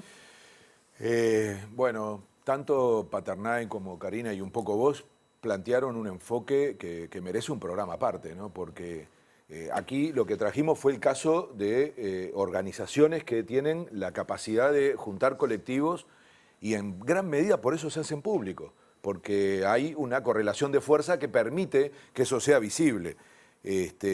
Yo creo que no tendríamos que sorprendernos, ¿no? El compañero del Sudma decía, estamos acostumbrados. Con un poco de memoria hay que acordarse de la década del 90, ¿no? La calle Herrera. La misma receta. Y la receta es en cierto modo, llegar al extremo de la represión. Pero hay una cosa permanente que se llama desprestigio. Y yo lo quiero conectar porque creo que es muy útil haber hecho el enganche con la usina y esto que estamos reflexionando ahora de la percepción de la opinión pública. Hay una estrategia de desprestigio. Vamos a hablar en minutos de lo que pasó con respecto al chat de Astesiano. ¿A qué estaba dirigido? ¿Cuál era la consigna? Hay que matar a este tipo. Era desprestigiar al presidente del PIT-CNT. No es un problema puntual, es una estrategia, es una concepción. Hay que tratar de eliminar el poder de las organizaciones de la sociedad civil. Es una concepción. Y se está haciendo campaña política con eso. Y lo que estoy diciendo es que esto está dando resultado. Campaña política. Un candidato, acabas de nombrar, un candidato del Partido Colorado, que se arroga haber hecho la transformación con valentía, la transformación educativa, a lo que se refiere es que paró a los sindicatos. Un ex ministro de Defensa dice, les paramos la mano. Y un senador del Partido Nacional habla en los mismos tonos. Básicamente, bueno, era el espíritu de Se terminó el recreo, ¿no? También. Es la síntesis. Era el espíritu de Se terminó La el recreo. síntesis, excelente en términos comunicacionales, es eso. Entonces, y el resultado lo vemos, ¿eh? Y miren que esto no es un problema de Uruguay. Está funcionando con mucha fuerza la idea de crear en la sociedad la imagen de que estás perdiendo libertad si dejas que esas cosas ocurran. Usan la palabra libertad para eso. Si ustedes observan toda la argumentación en relación a la LUC, y algo de esto decía Paternán, es tenemos que darle libertad a las personas que la pierden a partir de estas prácticas que tienen las organizaciones sociales. Cuidado, y sobre todo en relación al movimiento sindical, hay que tener mucho cuidado, hay que pensar grande esto. Lo hablábamos el día del 1 de mayo, ¿se acuerdan en el programa? Hay que pensar muy bien cómo nos relacionamos con la opinión pública. Creo que lo hace muy bien el movimiento estudiantil, apareciendo con posiciones calmas, con un discurso de diálogo. Es muy interesante la formación de líderes jóvenes en el movimiento estudiantil. Yo creo que hay que tener cuidado porque el juego es mucho más grande de que parece, y este dato que acabamos de tener demuestra que penetra en la sociedad. Álvaro, sí. en Chile, ¿a quién reprimió la policía? A los estudiantes, a Bueno, los pingüinos. En Ecuador, y en Brasil, ¿a quién reprimió la policía? A los trabajadores. Sí, sí. Digo, muestras tenemos. Le estamos viendo la pata a la sota. Pero cuidado con perder la hace batalla en tiempo. la opinión pública. Cuidado. Totalmente. Porque si no vamos por los derechos humanos y seguimos polarizando, acá perdemos todo. Bien, Ezequiel, para cerrar, ¿qué te generaba lo que escuchaste de la usina, los datos? Bueno, los datos, como bien dijo el sociólogo, por más que a veces no se refleja a la opinión pública en general, me parece que dicen bastante, y si bien al principio puede ser algo bastante desalentador y triste ver que tanta gente apoye la desocupación, yo creo que este tipo de espacios, como es esta entrevista, generan algo positivo, el poder visibilizar este tipo de cosas y a su vez concientizar a la gente. Porque yo en lo personal he tenido bastantes en diferentes debates o discusiones con personas que están en contra de lo que es la ocupación o lo que es el movimiento estudiantil en general. Y hablando y dialogando con ese tipo de personas, llegamos siempre a un acuerdo. Y es que en realidad las autoridades actúan mal. Y pila a veces, se tiene la posición de estar en contra de este tipo de cosas por lo lejos que se está de lo que es la educación, o lo lejos de que se está de la represión. Porque si vos te sentás y ves lo que está pasando y cómo el despliegue policial termina afectando a la educación, porque si bien la educación es un derecho, y es lo que estas autoridades siempre lo dejan claro y por eso desestiman lo que es la ocupación, también nosotros entendemos que la educación tiene que ser una educación digna. Y eso está claro, y eso es por lo que luchamos los estudiantes. Y eso es lo que informamos, yo como lo personal trato de informar a esta gente que a veces está en contra o no sabe mucho de lo que está pasando, y por eso la importancia de concientizar. Y yo creo que es eso. Si bien a priori el dato y las encuestas es bastante desalentador, yo creo que este tipo de espacios y el generar tanta visibilidad a esto es importante para poder concientizar y para poder construir, al fin y al cabo, una educación de toda la comunidad educativa. Gracias. Alexis, capaz que compartirte algo como una sensación que tengo ahora como para cerrar y que tú después cierres con lo que quieras, pero lo que ocurrió el otro día, que el Estado llegue a violentar trabajadores de esa manera, nunca tendría que pasar, nunca se tendría que llegar a eso. Pero escuchándote y escuchando lo que están pasando los trabajadores de la pesca hace tanto tiempo, esa desesperación, el desempleo, el hambre, me da la sensación de que deja lo que pasó el otro día como algo chiquitito. Entonces, preguntarte eso, ¿no? Que, no sé, cómo hacen, cómo seguir y si es que, no sé. Bueno, nosotros lo que pasó el otro día, ya hoy no es una cosa, ya queda como una anécdota más. No lo dejamos pasar así nomás porque nosotros lo dijimos en otros medios. Hay una suerte, nosotros fuimos con nuestros hijos, y cuando decimos nuestros hijos, porque son de todos, se crían en nuestro sindicato, hijos de compañeros, y tuvieron la suerte que no le pegaron un balinazo a un niño. Porque si no, otra habría sido la historia, claro, con todos esos gorilas que bajaron tirando. Hay videos, hay todo que está claro, que ellos son los que empiezan a empujar. Está toda la película, o sea, no hay una forma que nos puedan decir cómo salieron a declarar, de que hablaron antes con nosotros, 2 horas antes, que hubo toda una cuestión organizada por parte de la policía y los gremios, que que después desobedecimos digamos, el compromiso de no cerrar la calle. Un lugar y una calle que históricamente se cortó, no solamente nosotros, sino cientos de sindicatos para realizar las protestas. Una calle que está flechada, que es un tramo de 50 metros, 100 metros, donde no pasa nadie, y donde nuevamente se tiene que ver cuál es el derecho que se aplica, la circulación de un ómnibus o de un auto, o el derecho al trabajo, el derecho a comer, el derecho a poder llevar el pan a la mesa de los trabajadores de la pesca, que venimos diciendo hace más de 6 meses que estamos con un paro empresarial, y además los grandes ausentes que están aquí son el ministro de Ganadería, que hasta el día de hoy no ha hecho nada, después de un montón de tiempo le hemos mandado solicitud de reuniones y todo, y nunca se hizo presente en este tema y este problema. Y por otro lado, también tenemos que dar el debate de qué son los permisos de pesca, de cómo se tienen que digamos, usar esos permisos de pesca, ya que lo que dice las famosas leyes que hay que cumplir, ¿no? Para un lado, pero para el otro también. Habla bien clarito que hasta el 2022, con 120 días de inactividad del barco, el permiso cae, se pierde el permiso. En el 2022 se trasladó de 120 días a 180. Cuando fuimos a preguntarle al director de INARA en aquel momento, Jorge Coronel, no hubo respuesta. A este nuevo director de INARA, que se ha puesto, tenemos que decirlo también, ha hecho un montón de cosas en poco tiempo, pero le hicimos la misma pregunta y tampoco hubo respuesta. Al día de hoy, esos 180 días ya están cumplidos. Y acá no hay una excusa ni de reparación ni de nada. Acá hay un claro declaraciones de los empresarios que la inactividad es por una cuestión de rentabilidad y es una cuestión de viabilidad. Entonces, ese es el otro paso a decir, ¿qué va a pasar con esos permisos de pesca? ¿Quién los va a tener? ¿Van a volver al Estado? ¿Se van a licitar? Porque si no, la ley se aplica para unos y no para otros. El sector de la pesca viene muy jodido hace mucho tiempo, hay que ver las condiciones en las que trabajamos, nosotros siempre decimos lo mismo, tenemos condiciones del 1900, seguimos viviendo y trabajando en barcos que tienen un promedio de 50, 60 años, una flota que está obsoleta, pero también está la otra cara, ¿no? Hay otros empresarios, otras empresas que están invirtiendo, que han traído unidades nuevas, que están apostando al sector, o sea que la Cámara Empresarial tiene esa contradicción, ¿no? Por un lado dice hay una parte que no le sirve y hay otros que están trabajando con normalidad. Entonces, bueno, nosotros lo que vemos por delante es que lo dejamos bien claro, ¿no? Sabemos que está arriba de la mesa darle un montón de cosas, que hasta ahora son un misterio. Dicen que son financiaciones, otros te dicen otra cosa, pero la realidad que lo que le vayan a dar va a recaer en toda la sociedad. Otra vez se sociabiliza la deuda, las malas gestiones, bueno, y la vamos a pagar todos, ¿no? En quita de impuestos, exoneraciones, lo que le vayan a dar.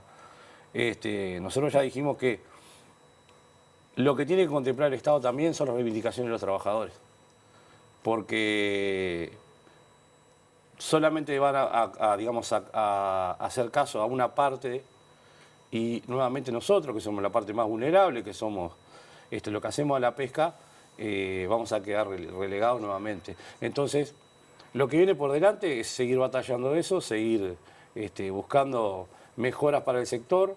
Lo que sí, no vamos a dejar de estar en la calle y vamos a seguir saliendo a protestar. Y bueno, y cuando haya una injusticia con un pescador, con un estudiante, con lo que sea, entendemos que hay que estar donde hay que estar. Y poner en claro que el derecho a comer, el derecho a trabajar, está muy por encima de si pasa un auto, un taxi por una calle. Así que nada, por ahí. Muchísimas gracias a ambos. Sigue La Letra Chica. En el próximo bloque vamos a estar recibiendo a Lucas Silva para hablar sobre su nuevo libro en relación al caso Astesiano. Ya venimos.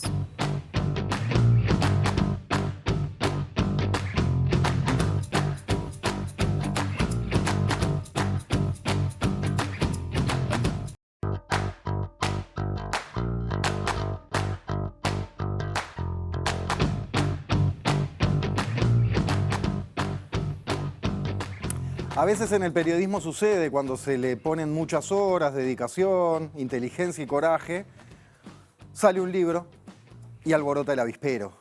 en los últimos días, a partir de la salida de un libro, supimos que el presidente de la República, Luis Lacalle Pou, contrariamente a lo que había declarado hace un año, estaba perfectamente al tanto, perfectamente, digo, con intención, perfectamente al tanto de que había un seguimiento utilizando el aparato estatal, policial, a un ciudadano, al presidente del PIT-CNT, para intentar vincularlo con una supuesta boca de venta de drogas.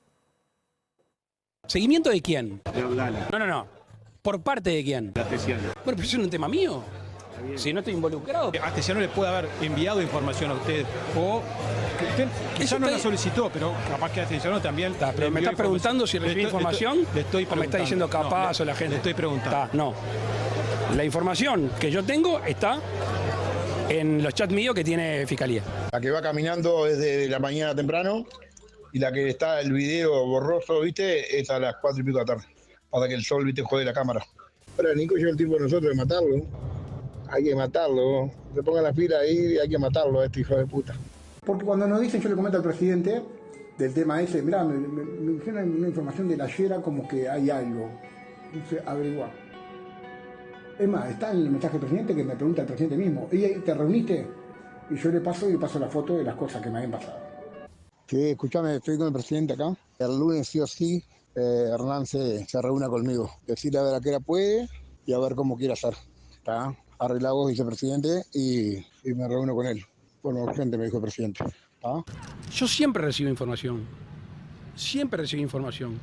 De Astesiano, de la inteligencia, del Ministerio del Interior y de otros organismos del Estado. Por ahora aspiro a que el Partido Nacional tenga la mejor votación posible, además de que también la tengan los otros partidos que integran la coalición para que se pueda continuar con un gobierno como el que tenemos ahora, que nos ha dado clases de democracia. El jueves el libro estuvo en las casas del ramo. No quise decir libro y librería en la misma frase, pero digámoslo porque es más claro. Y el sábado ya se mandó imprimir una segunda edición. Así que, ante todo, felicidades, felicitaciones por el laburo y enhorabuena, Lucas Silva, por el caso Astesiano, una trama de espionaje y corrupción en la Torre Ejecutiva. ¿Cómo estás? Muy bien, muchas gracias por la invitación y muy contento de estar acá. Otra vez reencontrándome con mucha gente conocida y contento de estar acá. Gracias a vos, Lucas, por venir y charlar un rato sobre el laburo en una montaña de material. Ya llegaremos al meollo, a los hechos y a lo más candente, ¿no? Pero una pequeña introducción a propósito de cómo se le entra a semejante volumen, si lo buscás, si empezás a rastrear a través de personas que crees que puedan tener una comunicación interesante con Astesiano, porque todo esto es en base al celular de Astesiano, si es a partir de fechas, si es a partir de palabras claves, como ha dicho Fossati en algún momento que trabajó Fiscalía. ¿Qué hiciste con todo eso y cuánto tiempo laburaste? Por un lado, para diferenciar la investigación de Fiscalía, lo que decías tú de palabras claves, es una manera de trabajar y la investigación periodística va por otro lado, ¿no? O sea, yo fui trabajando de diferentes maneras, ¿sí? Desde el momento que accedí al celular, que es como la base que utilicé para el libro y lo que fui trabajando estos 18 meses, fui trabajando de diferentes maneras, pero además en el libro, y por eso se llama El caso Astesiano, se fueron incorporando también las audiencias, lo que fue generando el caso, lo que fue generando la investigación periodística de lo que sacamos nosotros en la diaria, pero también lo que fueron generando otros medios que iban accediendo al mismo material.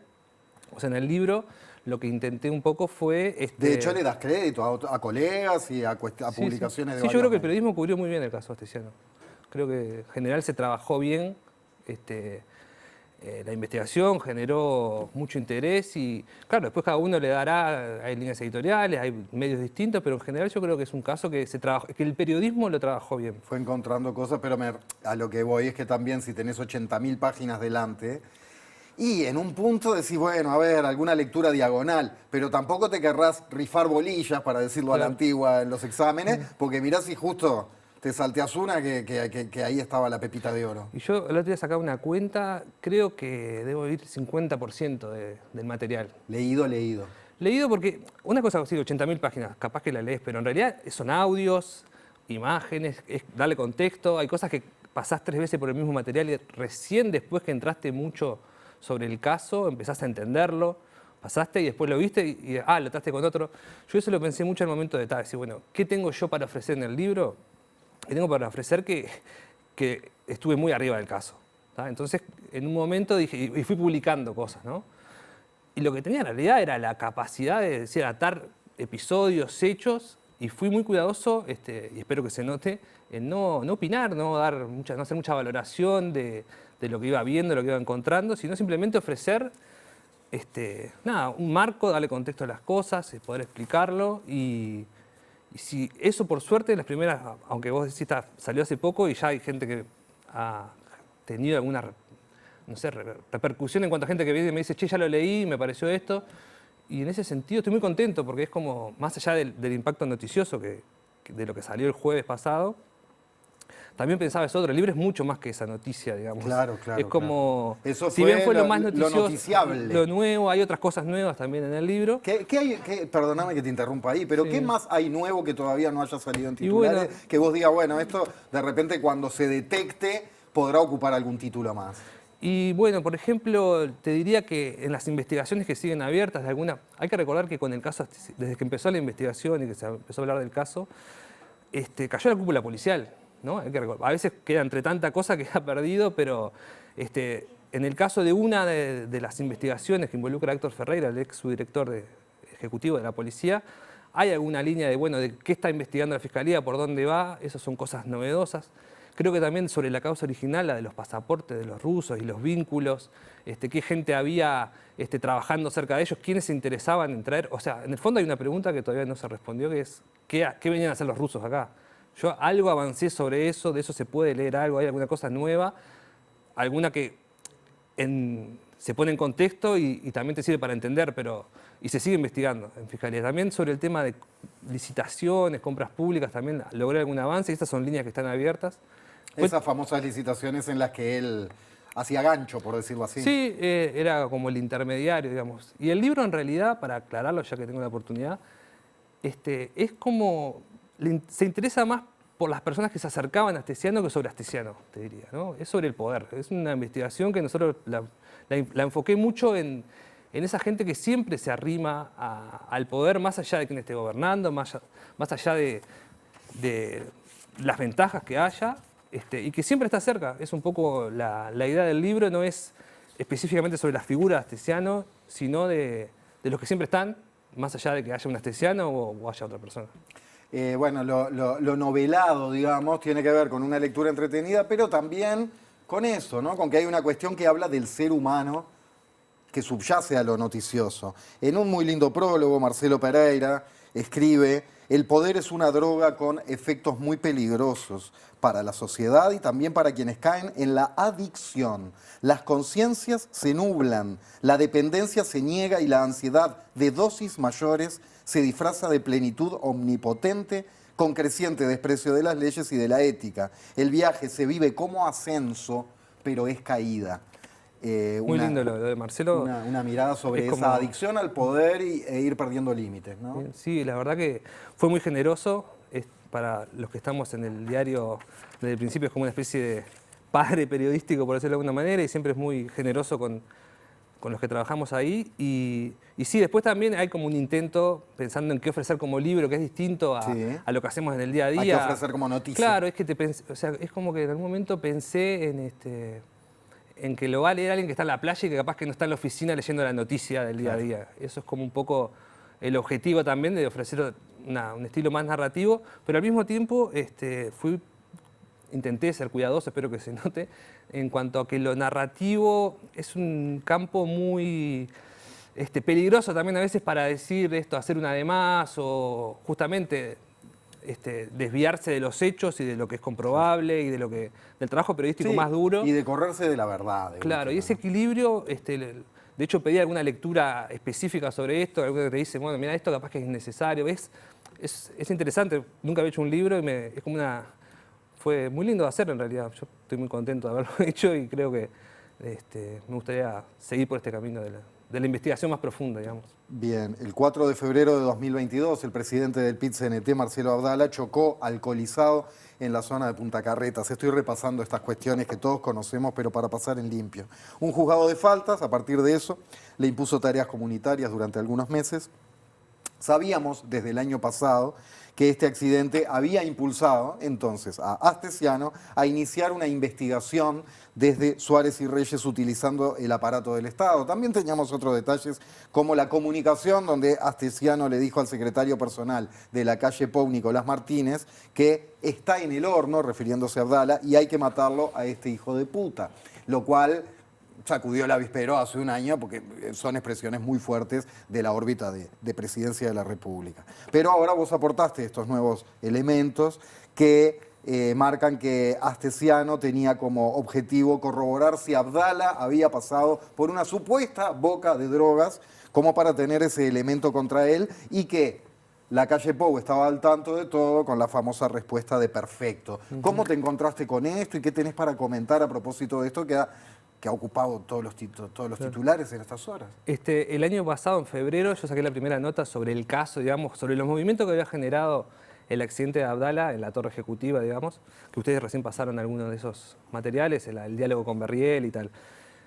Lo que sucedió es que después yo seguí trabajando y sobre el mismo material encontré estas otras cosas, digamos, y ahí es interesante, como me preguntabas al principio, la metodología, cómo se hace. Ahí hice un corte, lo trabajé distinto en el sentido de que miré por fechas, o sea, empecé a buscar chats de acuerdo a la fecha, que había hecho Astesiano en el mes siguiente y encontré todo este material. Eso es, para reconocer también un poco el mérito, es a partir de una nota que en El Observador hicieron, a mí un poco me inspiró, decir, bueno, cuando vos tenés un material en bruto, lo primero que haces es ver con quién habló, decir, bueno, habló con tal ministro, con tal senador, como que buscás personas. El hecho de empezar a investigar esto por fecha me permitió esta investigación que fue lo que pude aportar, pero siempre sobre la misma fuente de información. Después, con respecto a las repercusiones y lo que puede haber hecho el presidente, yo en realidad sentí un alivio porque decía, bueno, o sea, confirma lo que estamos diciendo, que ese chat, o sea, básicamente lo que pasó el jueves es que el presidente confirmó que ese diálogo existía. Porque por si alguien no lo tiene claro a esta hora, es una captura de pantalla de Astesiano, claro, como al celular del presidente no se accedió, es una captura de pantalla de Astesiano para marcarle a un tercero, mirá, lo importante que es esto, ¿no? Que el jefe sabe y está al tanto de todo. Entonces capturó ese diálogo, claro, con la calle Pou. Y que en realidad yo lo que hice en la nota y en la investigación del libro es contextualizar esa captura, digamos. Decir, bueno, ¿qué pasó en paralelo a esa captura? Y ahora he notado estos días como un intento también de, no sé, como de minimizar el perfecto en sí. Y en realidad hay un tema con eso, y es que la Fiscalía mismo ya avanzó sobre esto. O sea, ya hubo citaciones. O sea, no es solamente una cosa aislada que la podés... no es una palabrita que quedó ahí. Ya la Fiscalía citó a 2 de los oficiales de narcóticos, declararon en abril, y se está investigando este caso. Y, de hecho, si la fiscal... solicitó una nueva pericia para ver qué había, o sea, para incluir, digamos, los chats del presidente con Astesiano, significa que hay un interés de la investigación de determinar qué hay antes y después de ese perfecto, ¿no? de esa captura, que recordemos que fue excluido desde al inicio de la investigación y ahora hay un intento de recuperarlo.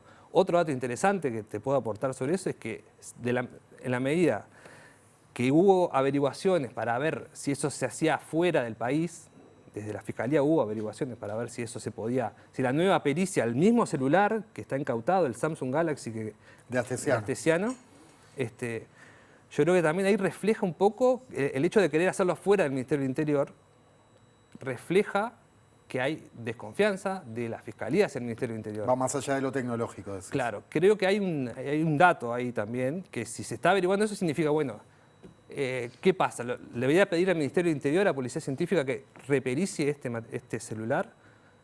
Bueno, ahí algo se está generando y creo que esa parte de la investigación está recién arrancando y puede ir para largo. Y claramente es la que llega más cerca del presidente.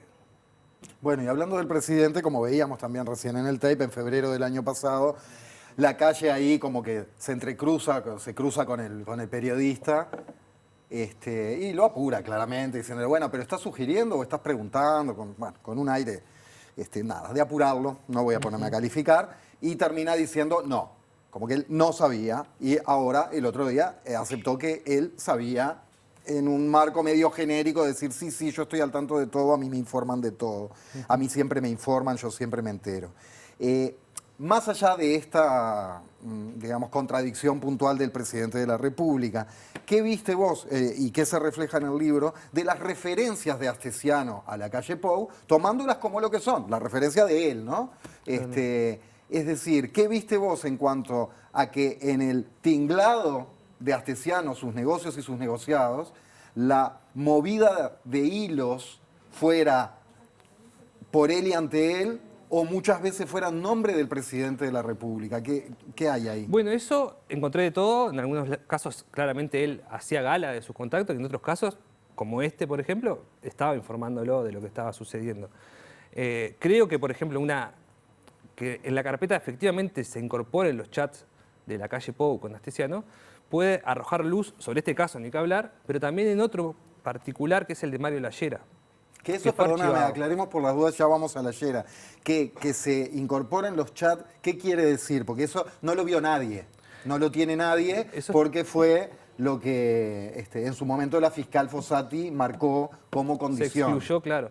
Fue en parte una negociación entre la fiscal Fossati y presidencia, se decidió excluir esa conversación en particular, y ahora claramente cuando se dice, bueno, hagamos una repericia, se apunta a recuperar esa conversación. Entre el presidente y Astesiano. Claro, eso no significa, eso se llama agotar la investigación, agotar todas las hipótesis posibles, no significa estoy marcando que acá hay un delito. Bien. Ella vio eso, o sea, hay que seguir viendo, hay que seguir investigando a ver qué hay, y darle contexto, claro. Pero no significa ya.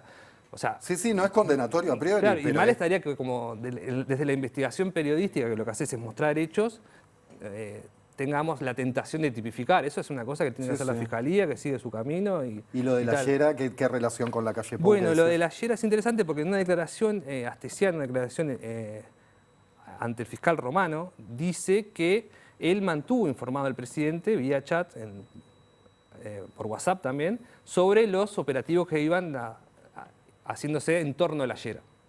Eso nunca se pudo comprobar, eso que dijo Astesiano, justamente porque no están incluidos los chats entre la calle Pou y Astesiano en la carpeta. Comprobar si es cierto o no lo que el propio Astesiano dice en Fiscalía, sería interesante. Y para eso la única manera es hacer una nueva pericia que termine incluyendo los chats del presidente con Astesiano. Y el presidente en estos días, en esa famosa, ya a esta altura también, ruedita de prensa, marcó como algo natural que él reciba mucha información. Hasta ahí nada raro, es el presidente de la República, por supuesto que recibe mucha información. El asunto es que hay una cuestión tanto de legalidad como de ética sobre qué información y cómo se consigue. ¿Qué viste vos, más allá de entrar en valoraciones, en concreto en los hechos, a partir, con respecto al uso del aparato estatal, de la policía, de las cámaras de vigilancia pública, por parte de Astesiano, que, bueno, me parece que no era su trabajo, no se dedicaba a eso? Claramente hay, sí, una utilización del aparato del Estado y tampoco termina de quedar claro cuáles son los fines, porque vos decís, bueno, esta información, si eventualmente a Abdala se le comprobaba, ¿qué se iba a hacer con eso? ¿Qué pasó en el caso de los senadores, Vergara y Carrera, que también en ese caso nosotros publicamos cierta información y ahí terminó incluso del liceo. También el caso del liceo, pero en el caso de los senadores, de hecho también al principio dijo, no, esto no es nada, puro humo, o sea, era como cosas que no...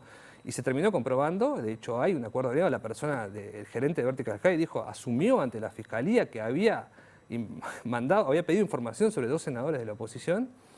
Lo que no termina de quedar claro y que también es parte de la investigación es qué era lo que viene después de conseguir cierta información, sea sobre vida privada, sea sobre los datos de las fichas del Ministerio del Interior de cada persona.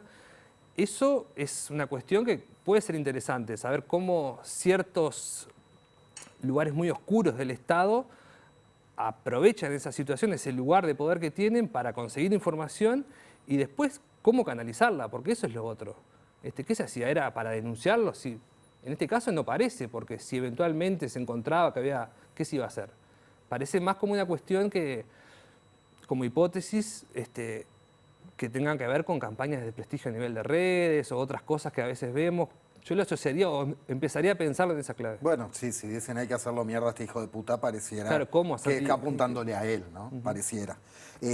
Antes de ir al panel, un detallecito, vos charlando con el informativo de Radio Sarandí, decías que fuiste muy cuidadoso con asuntos personales que los tenés a la vista. Los tenés a la vista porque Astesiano se encargaba de la seguridad del presidente y su familia. Es decir, que ahí aparecen cosas personales del presidente. Y deslizaste, tal vez en otro país, hay cosas que si las hiciéramos públicas o si algún periodista las hiciera pública, se armaría un escándalo. Claro.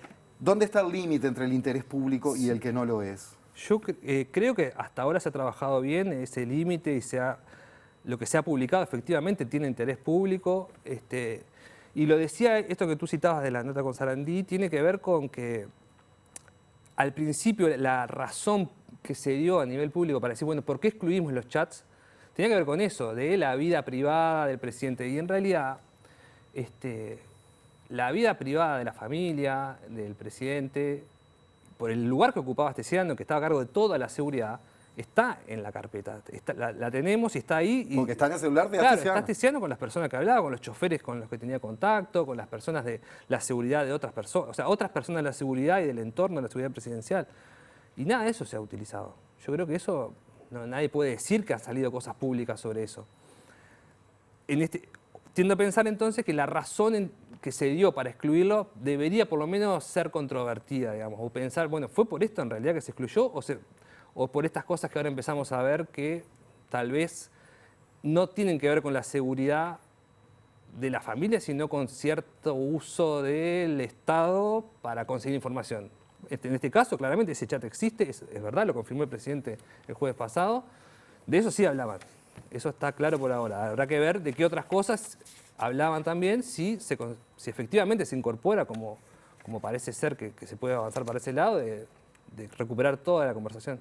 Y para ir a Maite entonces, porque ahora volvemos en un minuto para preguntarte qué líneas quedan abiertas, periodística y judicialmente, a qué seguiremos atentos como ciudadanos.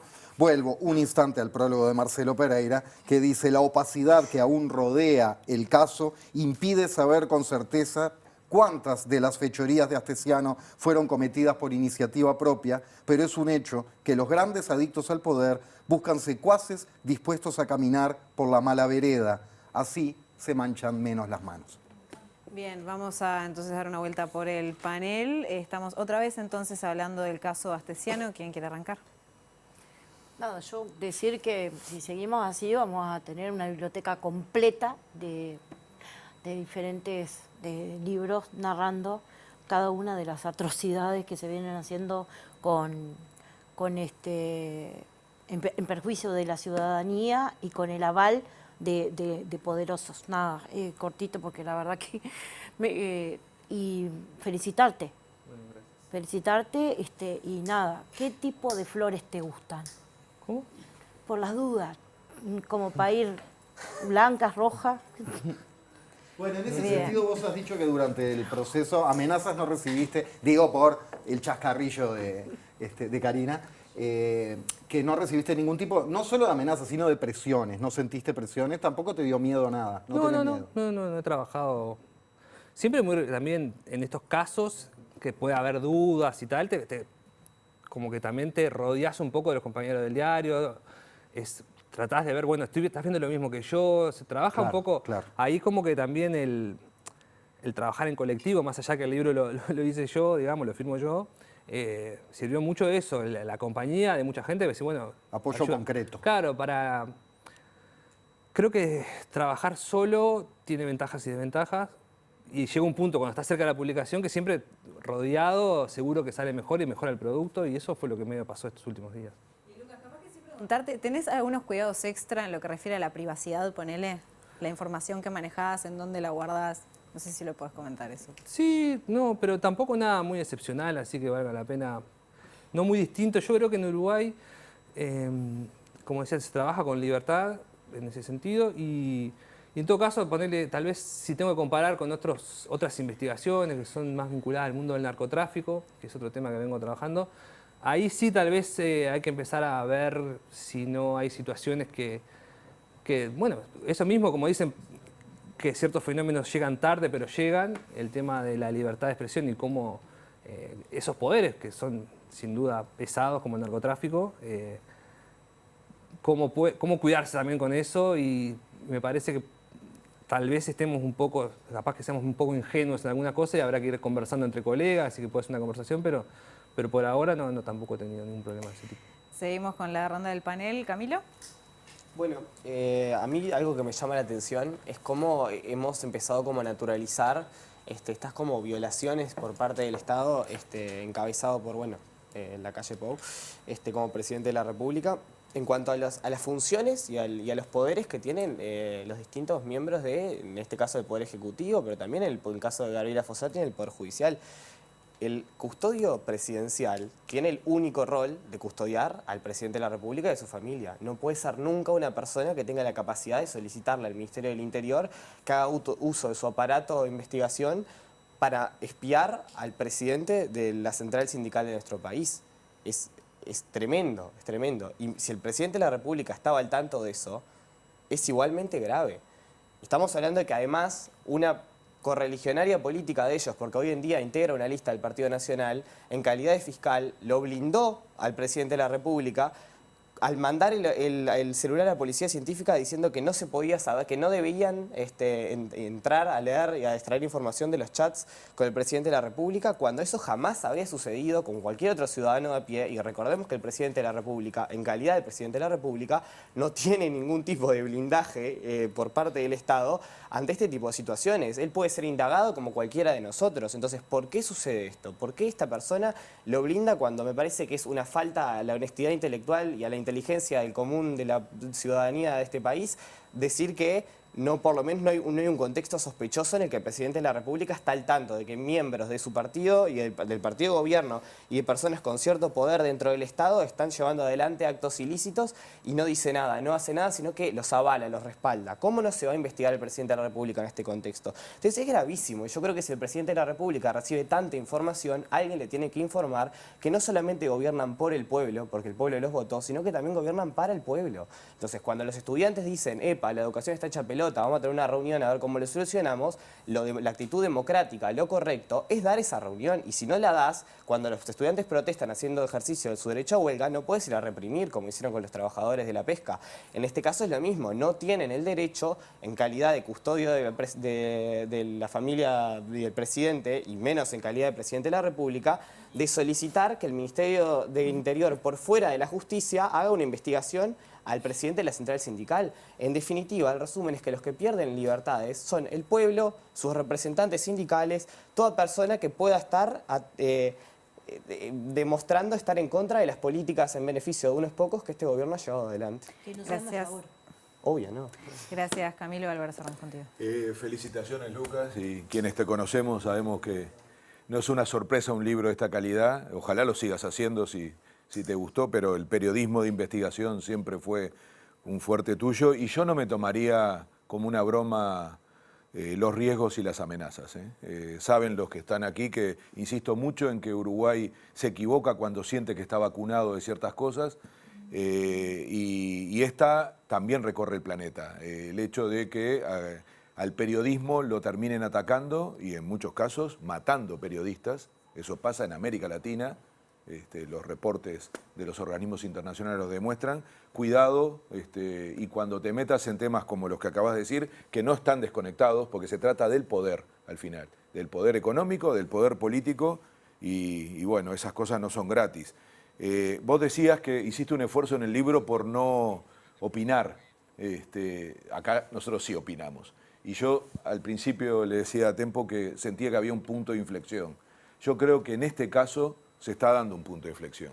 Se lo estoy robando a Gerardo Bleyer, que sé que nos está escuchando, en una conversación que tuve ayer, y él decía, hay una acumulación de cosas que empiezan a tener, como pasa cuando hierve el agua, ¿no? Hay un grado más, pero ese grado cambia el carácter del agua. Bueno, en este caso yo creo que por la impresión que me da la forma en que asumió el presidente este problema, no fue común. Él hasta ahora estaba involucrado en casi todos los temas que han aparecido, pero siempre lograba zafar. Sinceramente creo que esta vez, por un lado, decidió pasar a la ofensiva, pero terminó a la defensiva. Y no aclaró cuando supuestamente lo que estaba intentando era aclarar, generó más dudas, perdió el control, se lo notó claramente nervioso y con una incapacidad de hacer lo que mejor hace, que es manejar las situaciones de una manera que parece que le resbalan o que por lo menos no lo tocan. Sinceramente creo que esta vez estamos frente a otra situación. Me imagino que se prevén que va a pasar más cosas. Y hay un candidato del Partido Nacional que dijo algo que, por lo tanto, nadie puede decir que sea de la oposición, ¿no? Dijo, al presidente la ola de Astesiano le pasó por arriba. Y yo creo que es una muy buena imagen de algo que lo vimos todos en estos días. Nadie esperaba una reacción de ese tipo, porque, repito, en vez de tranquilizar, complicó más las cosas. Y yo creo que estamos frente a un punto de inflexión que no es solamente sobre este episodio, pero que este episodio ha demostrado que se llegó a un límite. Vamos a ver si los elementos de opinión pública terminan demostrando algo así, pero creo que es un antes y un después. No te estoy adjudicando esa responsabilidad, pero claramente hay siempre un elemento que hace cambiar la calidad de una situación, y yo creo que por la reacción del presidente tiendo a pensar que estamos frente a algo que es un antes y un después. Varias preguntas se lanzan en la contratapa del libro y una dice, ¿cuánto falta aún por descubrir? Bueno, como te decía, por ejemplo, el 50% es lo que yo estimo que tengo investigado de esa carpeta, y en paralelo se están dando estas otras citaciones, los jerarcas de narcóticos que declararon en abril. Yo creo que una cosa que parece bastante probable en el caso específico de Marcelo Abdala es qué papel cumplió el jefe de policía de Montevideo, Mario Delía, que aparece mencionado. Esa parte supongo que la Fiscalía debe estar también evaluando qué tipo de participación tuvo, cómo fue el proceso, porque bueno, eso quedó explicado en las notas, ¿no? Pero también aparecieron otras personas, además de estos funcionarios que ya declararon como testigos, y falta todavía. Yo creo que es un caso que claramente está en desarrollo, más allá de que hubo un acuerdo abreviado y que Astesiano está pagando su condena, que muchos efectivamente consideran que es alta, como dice la doctora Fossati, es una condena para los delitos, eso es una condena importante en cantidad de años, pero después están todas estas otras derivaciones paralelas que yo creo que siguen y van a dar para un rato más. Lucas Silva, muchas gracias. El caso Astesiano, una trama de espionaje y corrupción en la torre ejecutiva sudamericana, en todas las librerías y volando. Segunda edición y contando. Gracias por el laburo, Lucas, y por la visita. Muchas gracias por la invitación y fue un placer. El trabajo infantil y juvenil no está en las tapas, en las portadas de ningún soporte mediático, pero este programa se llama La Letra Chica, así que después de la pausa hablamos de eso.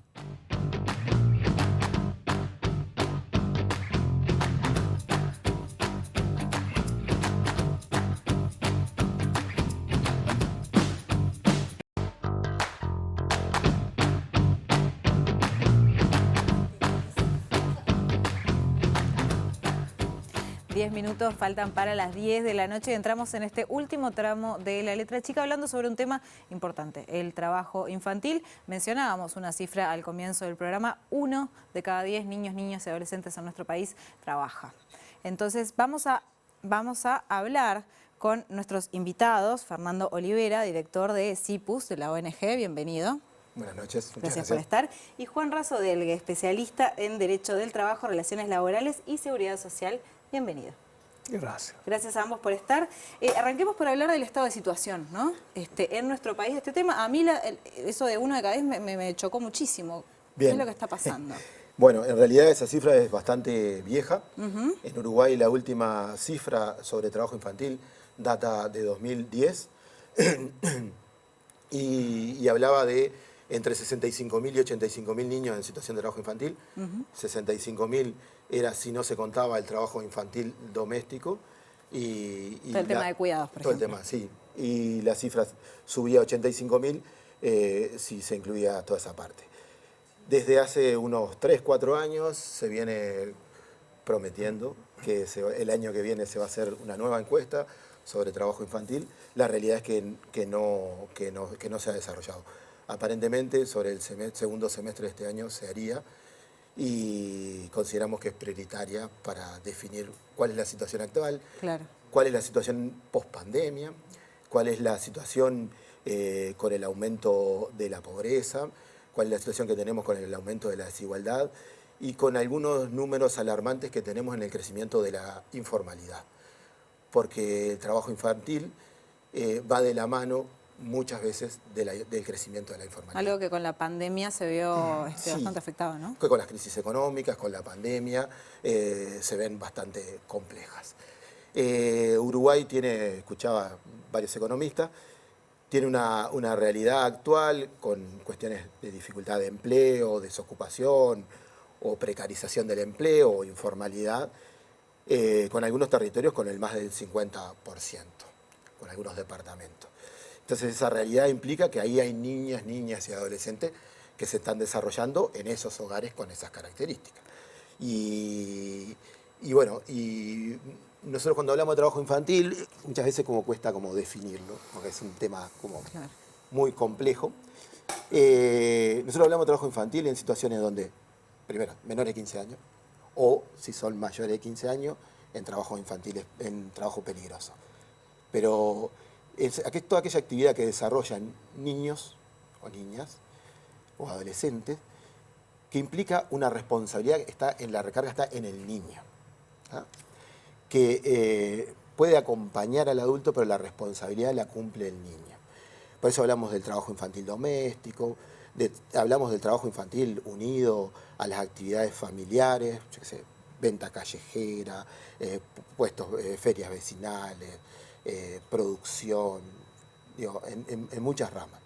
Pero la responsabilidad está puesta en el chiquilín, no en el adulto. En esto, Fernando, que tú mencionabas de las diferencias que se dan en nuestro país, me gustaría preguntarte, Juan, y pensando, por ejemplo, en lo que pasa en Artigas, ¿no?, en las plantaciones de tabaco y las diferencias que se pueden dar con las situaciones en Montevideo, ¿cuáles son esas características entonces?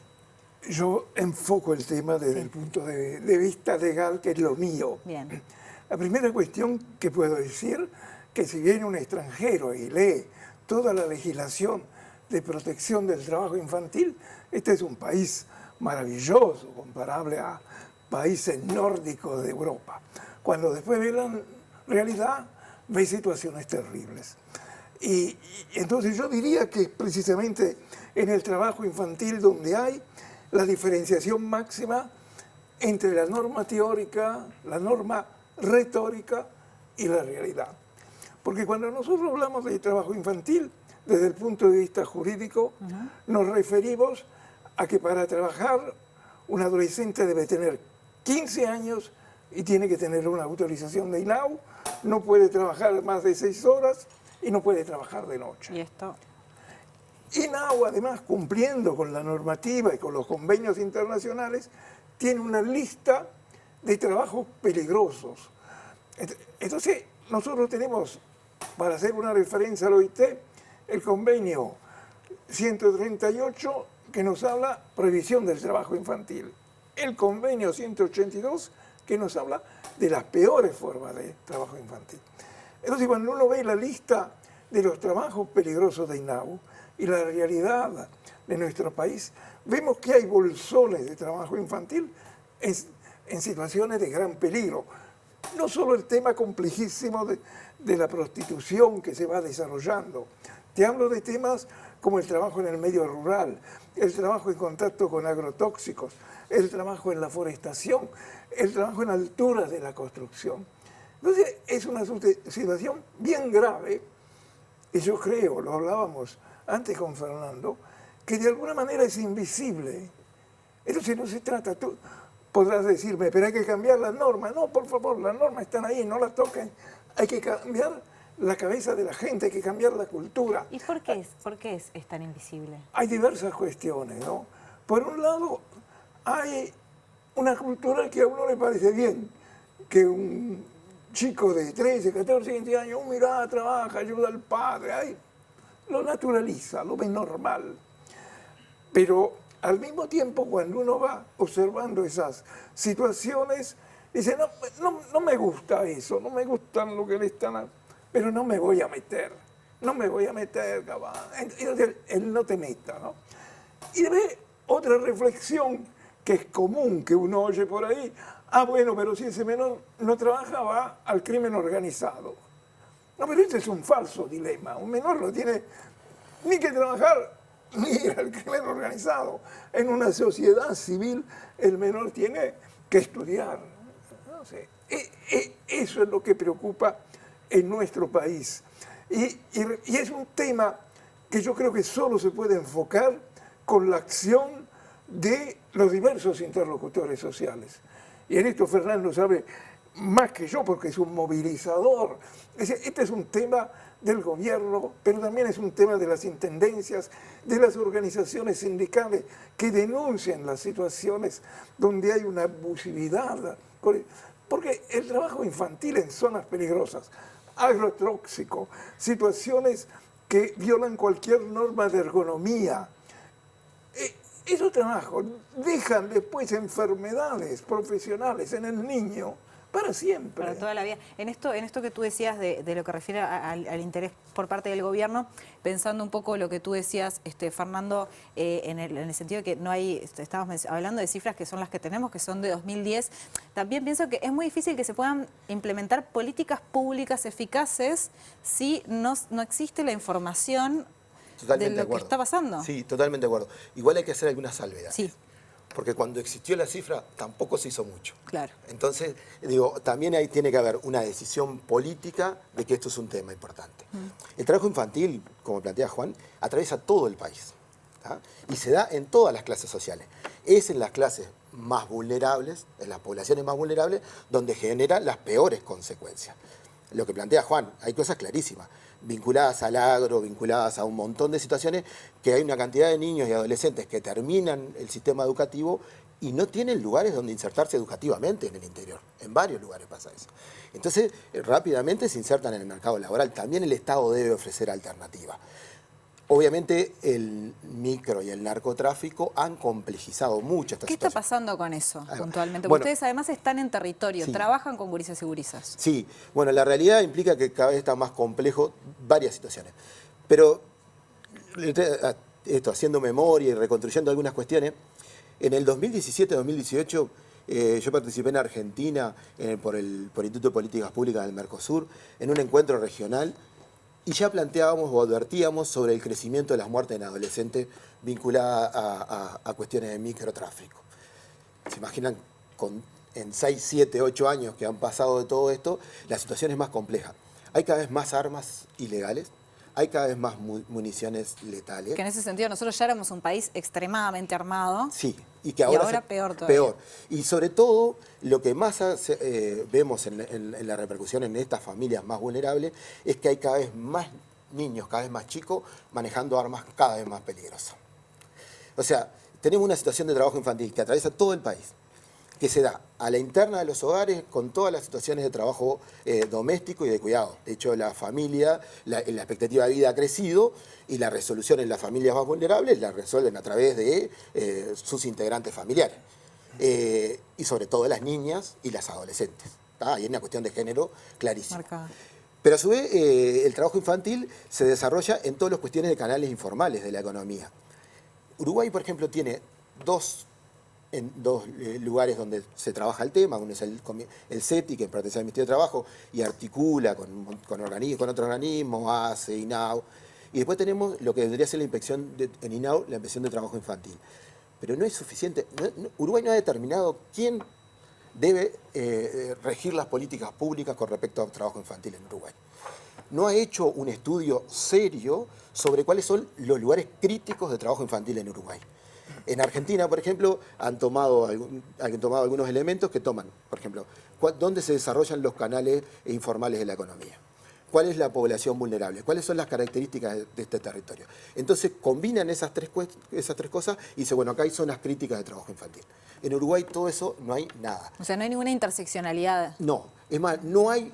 Si hoy le preguntábamos a cualquier actor del gobierno, no hay un plan nacional para erradicar el trabajo infantil. ¿Y eso es lo que tendría que existir a futuro? Sí, tendría que existir un plan nacional que dialogue con la academia, que dialogue con los organismos que están involucrados en infancia, que dialogue con la sociedad civil, que dialogue con las organizaciones territoriales, que dialogue con las intendencias, con las centrales sindicales. Esto es un tema que si no lo atravesamos por una cantidad de actores, está muy naturalizado e invisibilizado en Uruguay, pero muy, muy.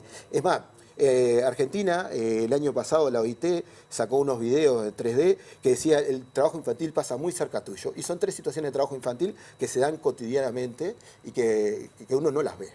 Es más, pasan a ser parte de la realidad. Y lo que planteaba Juan, condenamos a los adolescentes que están vinculados al microtráfico y la solución, o a los niños, o la solución es que trabajen. O sea, la visión positiva es que trabajen para no estar en la droga. O sea, la visión positiva los condena y la otra también los condena. Entonces, ¿cuál es la alternativa para algunas gurises y adolescentes? Vamos a pasar por el panel a ver qué piensan y ya seguimos. Con las disculpas del caso, les pido que sea brevísimo. Vamos que nos vamos. Pero bueno, escuchando estas cosas, igual que hace un rato, Karina, pienso primero en vos. Sí, nada, yo digo que está todo bien. Si necesitan números, bueno, hay un montón de gurises que están como número para confirmar que eso está pasando. Yo creo que más que números necesitamos implementar cosas, dejar de pagar 29 pesos un alimento en la escuela, implementar el cuidado para esas madres que tienen que poner a cuidar a sus hijos, a sus hijas, a la interna de su familia para poder salir a ser explotadas en el mercado laboral. Y menos discurso, más carne en el asador y menos técnicos y técnicas llenándose los bolsillos a base de los números que le dejan esos pobres gurises. Camilo. A mí cuando escuchaba recién a Juan hablar de la cultura en la que se celebra casi que los jóvenes trabajen, bueno, sin ir más lejos, tuvimos hace un tiempo el sonado caso del intendente de Artigas, Caram, diciendo que era mejor que un gurí estuviera laburando antes que usando un celular. Se me viene enseguida a la cabeza el tema de, bueno, lo tratamos hace un par de programas, hace unos cuantos programas, el tema del modelo de la desigualdad. Yo creo que es la causa y también es la consecuencia del trabajo infantil. Se perpetúa a sí mismo, es un ciclo que se traza fácilmente y muy rápido. Un gurí chico arranca a laburar porque la familia necesita ese ingreso. Termina dejando los estudios porque no puede sostener el trabajo del muchacho y que continúe estudiando. Al dejar el estudio pierde la voz política y la capacidad de entender que el día de mañana, insertado en un mercado laboral, no puede ser explotado indiscriminadamente por una paga diminuta.